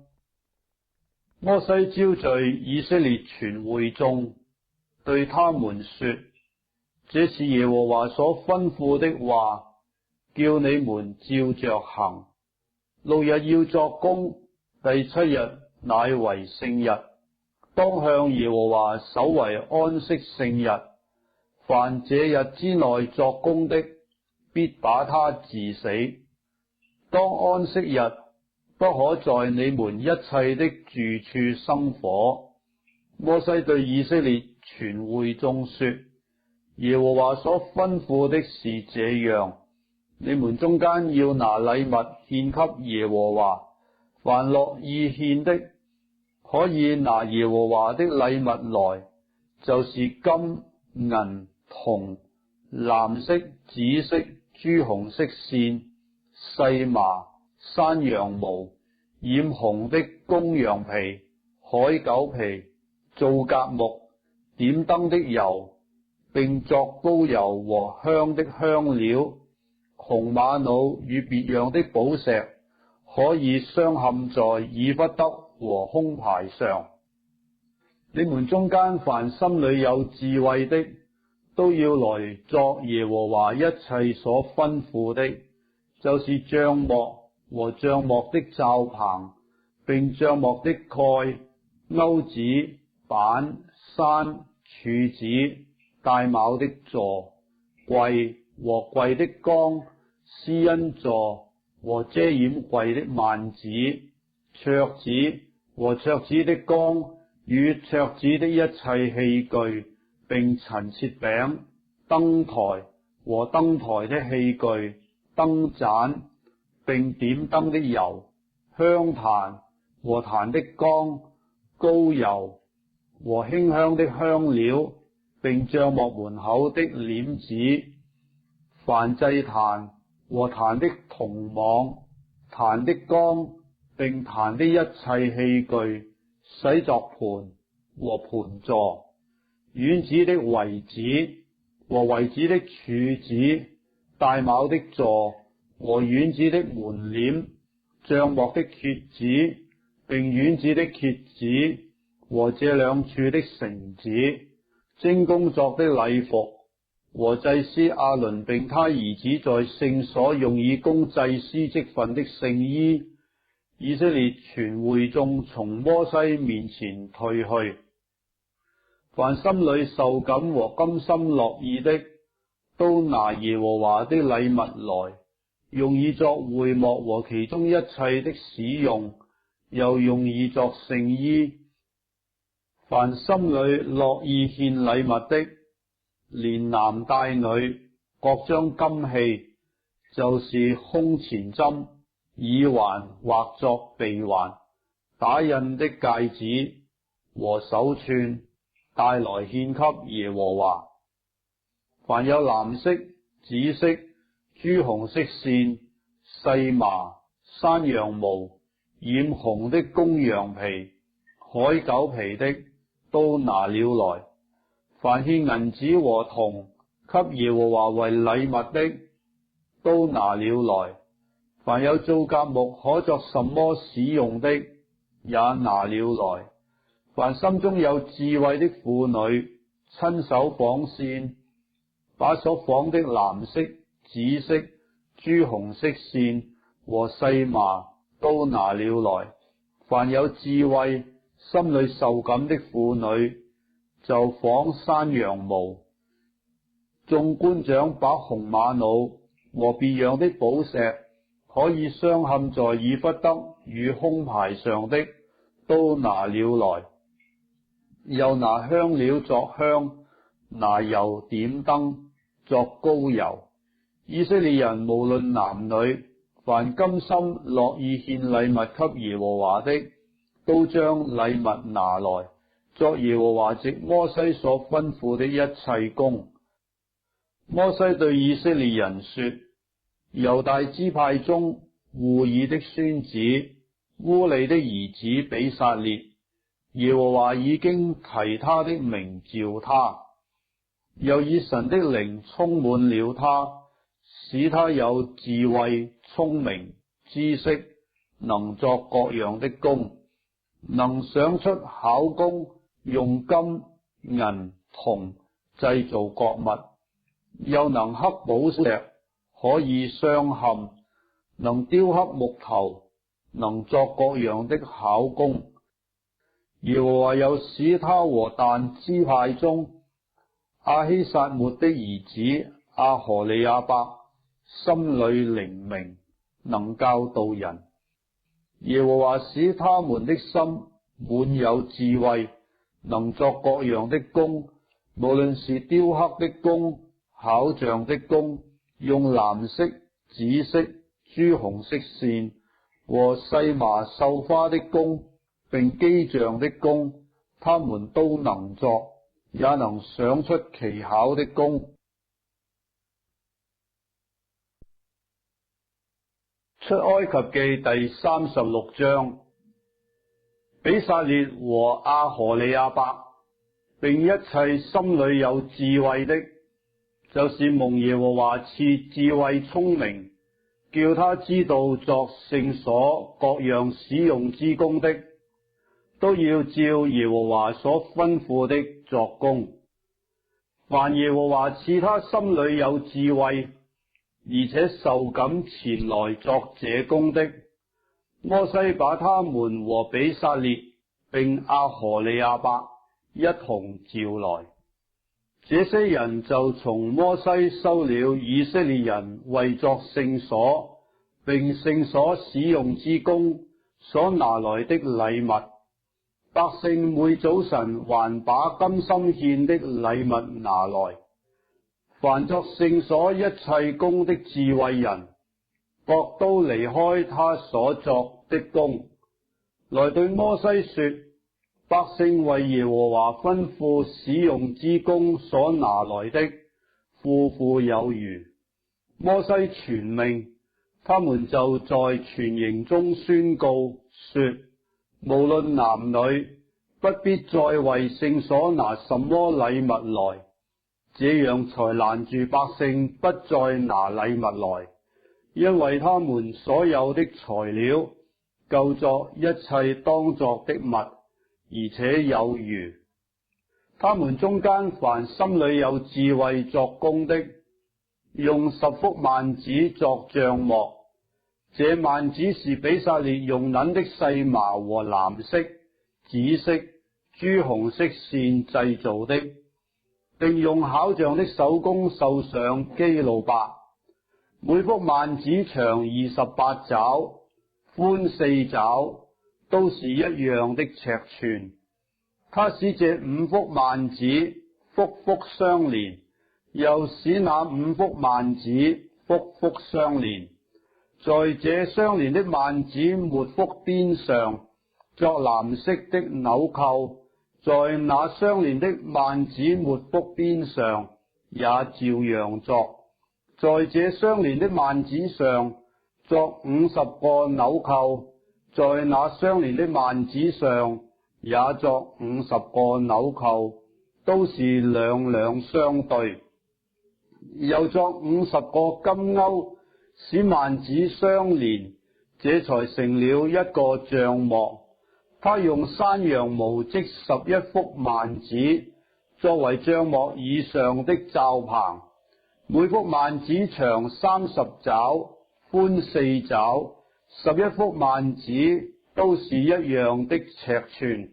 他把5幅幔子連成一幅，又把6幅幔子連成1幅，在這相連的幔子末幅邊上作50個紐扣，在那相連的幔子末幅邊上也作50個紐扣，又作50個銅鈎，使罩棚連成一個，並用染紅的公羊皮作罩棚的蓋，再用海狗皮作一層罩棚上的頂蓋。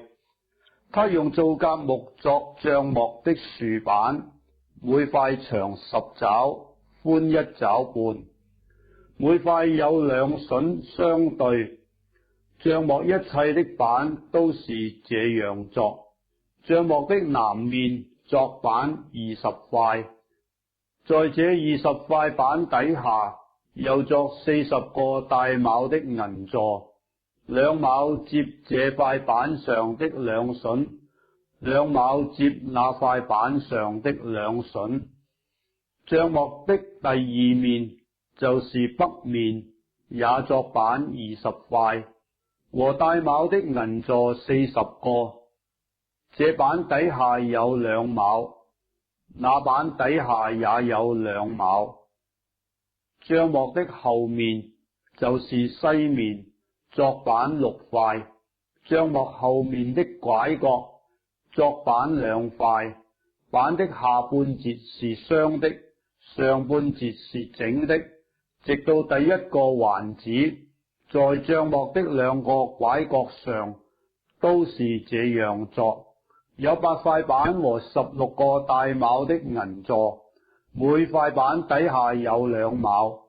他用皂莢木作山，為帳幕這面的板作5山，為帳幕那面的板作5山，又為帳幕後面的板作5山，使板腰間的中山從這一頭通到那一頭，用金子將板包裹，又作板上的金環套山，山也用金子包裹。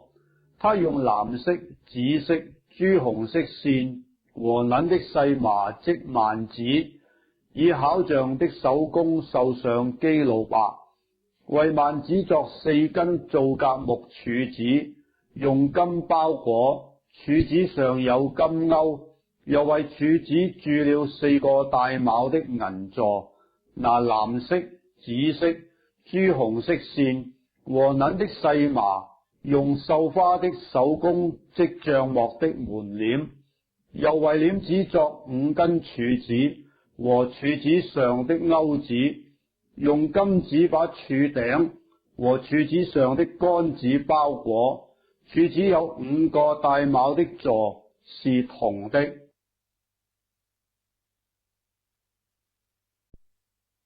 出埃及記第37章。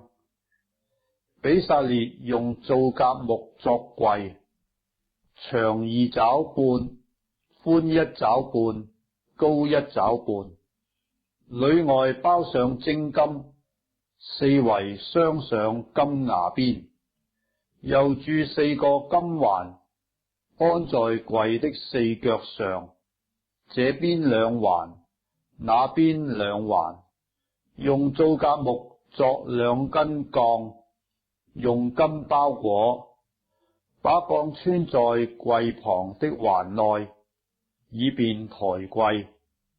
用精金作施恩座，長2肘半，寬1肘半。用金子錘出2個基路伯來，安在施恩座的2頭。這頭作1個基路伯，那頭作1個基路伯。2基路伯接連1塊，在施恩座的2頭。2基路伯高張翅膀，遮掩施恩座。基路伯是臉對臉，朝着施恩座。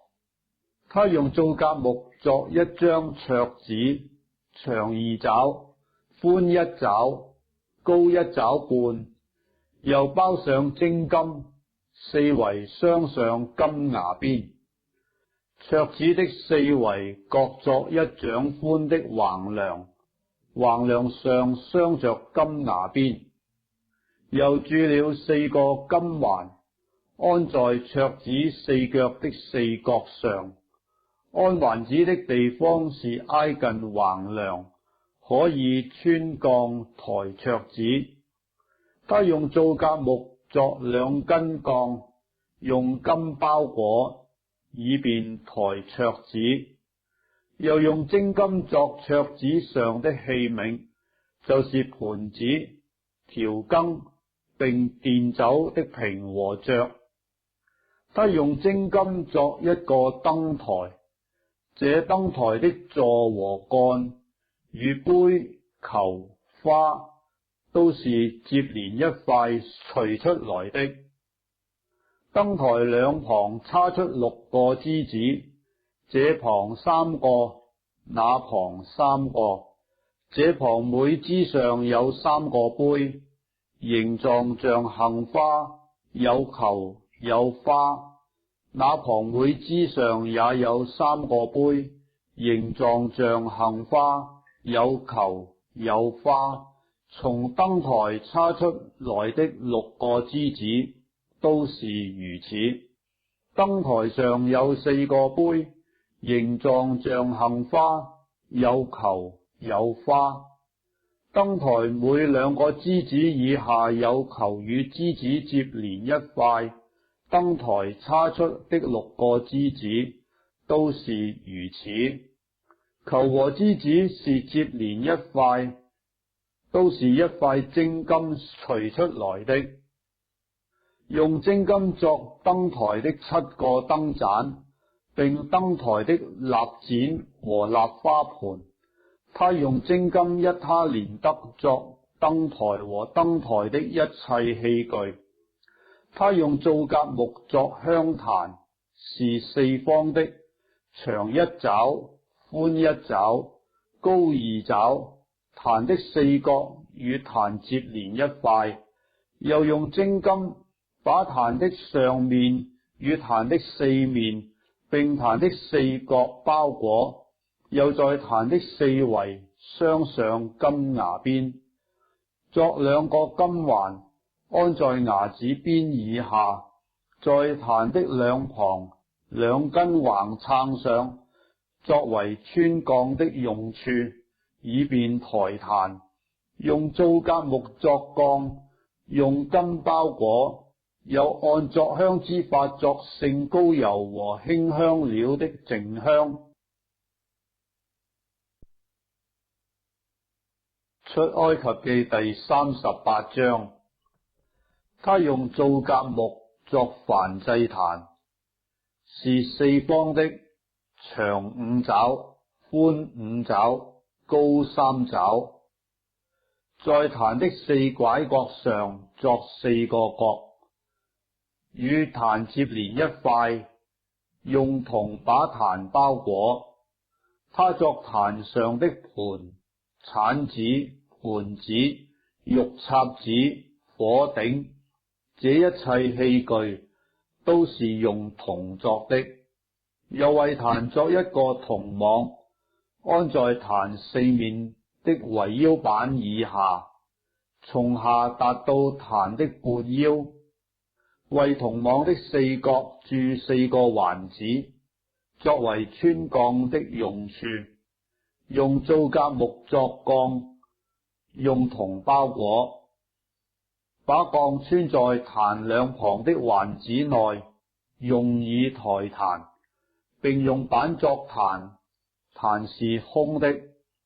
他用銅作洗作盤和盤座，是用會幕門前伺候的婦人之鏡子作的。他作帳幕的院子，院子的南面用捻的細麻作圍子，寬100肘，圍子的柱子20根，帶卯的銅座20個，柱子上的鈎子和桿子都是用銀子作的。北面也有圍子，寬100肘，圍子的柱子20根，帶卯的銅座20個，柱子上的鈎子和桿子都是用銀子作的。院子的西面有圍子，寬50肘，圍子的柱子10根，帶卯的座10個，柱子的鈎子和桿子都是用銀子作的。院子的東面寬50肘，門這邊的圍子15肘，那邊也是一樣。圍子的柱子3根，帶卯的座3個，在門的左右各有圍子15肘，圍子的柱子3根，帶卯的座3個。院子四面的圍子都是用銀的細麻作的，柱子帶卯的座是銅的，柱子上的鈎子和桿子是銀的，柱頂是用銀子包的。院子一切的柱子都是用銀桿聯絡的。院子的門簾是以繡花的手工，用藍色、紫色、朱紅色線和銀的細麻織的，寬20肘，高5肘，與院子的圍子相配。圍子的柱子4根，帶卯的銅座4個，柱子上的鈎子和桿子是銀的，柱頂是用銀子包的。帳幕一切的橛子和院子四圍的橛子都是銅的。這是法櫃的帳幕中利未人所用物件的總數，是照摩西的吩咐，經祭司亞倫的兒子以他瑪的手數點的。凡耶和華所吩咐摩西的，都是猶大支派戶珥的孫子烏利的兒子比撒列作的。與他同工的有但支派中亞希撒末的兒子亞何利亞伯，他是雕刻匠，又是巧匠，又能用藍色、紫色、朱紅色線和細麻繡花。為聖所一切工作使用所獻的金子，按聖所的平有29他連得，並730舍客勒。會中被數的人所出的銀子，按聖所的平有100他連得，並1775舍客勒。凡過去歸那些被數之人的，從20歲以外，有603550人，按聖所的平，每人出銀半舍客勒，就是1比加。用那100他連得銀子鑄造聖所帶卯的座和幔子、柱子帶卯的座，100他連得，共100帶卯的座，每帶卯的座用1他連得。用那1775舍客勒銀子作柱子上的鈎子，包裹柱頂，並柱子上的桿子。所獻的銅有70他連得，並2400舍客勒。用這銅作會幕門帶卯的座和銅壇，並壇上的銅網和壇的一切器具，並院子四圍帶卯的座和院門帶卯的座，與帳幕一切的橛子和院子四圍所有的橛子。出埃及記第39章。比撒列用藍色、紫色、朱紅色線作精緻的衣服，在聖所用以供職，又為亞倫作聖衣，是照耶和華所吩咐摩西的。他用金線和藍色、紫色、朱紅色線，並銀的細麻作以弗得，把金子錘成薄片，剪出線來，與藍色、紫色、朱紅色線用巧匠的手工一同繡上。又為以弗得作2條相連的肩帶，接連在以弗得的兩頭，其上巧工織的帶子和以弗得一樣的作法，用以束上，與以弗得接連一塊，是用金線和藍色、紫色、朱紅色線，並捻的細麻作的，是照耶和華所吩咐摩西的。又剁出2塊紅瑪瑙，鑲在金槽上，仿佛刻圖書，按着以色列兒子的名字雕刻，將這2塊寶石安在以弗得的2條肩帶上，為以色列人作紀念石，是照耶和華所吩咐摩西的。他用巧匠的手工作胸牌，和以弗得一樣的作法，用金線與藍色、紫色、朱紅色線，並捻的細麻作的。胸牌是4方的，疊為2層，這2層長1虎口，寬1虎口，上面鑲着寶石4行。第一行是紅寶石、紅碧璽、紅玉；第二行是綠寶石、藍寶石、金剛石；第三行是紫瑪瑙、白瑪瑙、紫晶；第四行是水蒼玉、紅瑪瑙、碧玉。這都鑲在金槽中。這些寶石都是按照以色列12個兒子的名字，仿佛刻圖書，刻12個支派的名字。在胸牌上用精金擰成如繩子的鏈子，又作2個金槽和2個金環，安在胸牌的兩頭。把那2條擰成的金鏈子穿過胸牌兩頭的環子，又把鏈子的那2頭接在2槽上，安在以弗得前面肩帶上，作2個金環，安在胸牌的兩頭，在以弗得裏面的邊上，又作2個金環，安在以弗得前面2條肩帶的下邊，挨近相接之處，在以弗得巧工織的帶子以上。用1條藍細帶子把胸牌的環子和以弗得的環子繫住，使胸牌貼在以弗得巧工織的帶子上，不可與以弗得離縫，是照耶和華所吩咐摩西的。他用織工作以弗得的外袍，顏色全是藍的，袍上留一領口，口的周圍織出領邊來，仿佛鎧甲的領口，免得破裂。在袍子底邊上用藍色、紫色、朱紅色線，並捻的細麻作石榴，又用精金作鈴鐺，把鈴鐺釘在袍子周圍底邊上的石榴中間，一個鈴鐺一個石榴，一個鈴鐺一個石榴，在袍子周圍底邊上用以工織，是照耶和華所吩咐摩西的。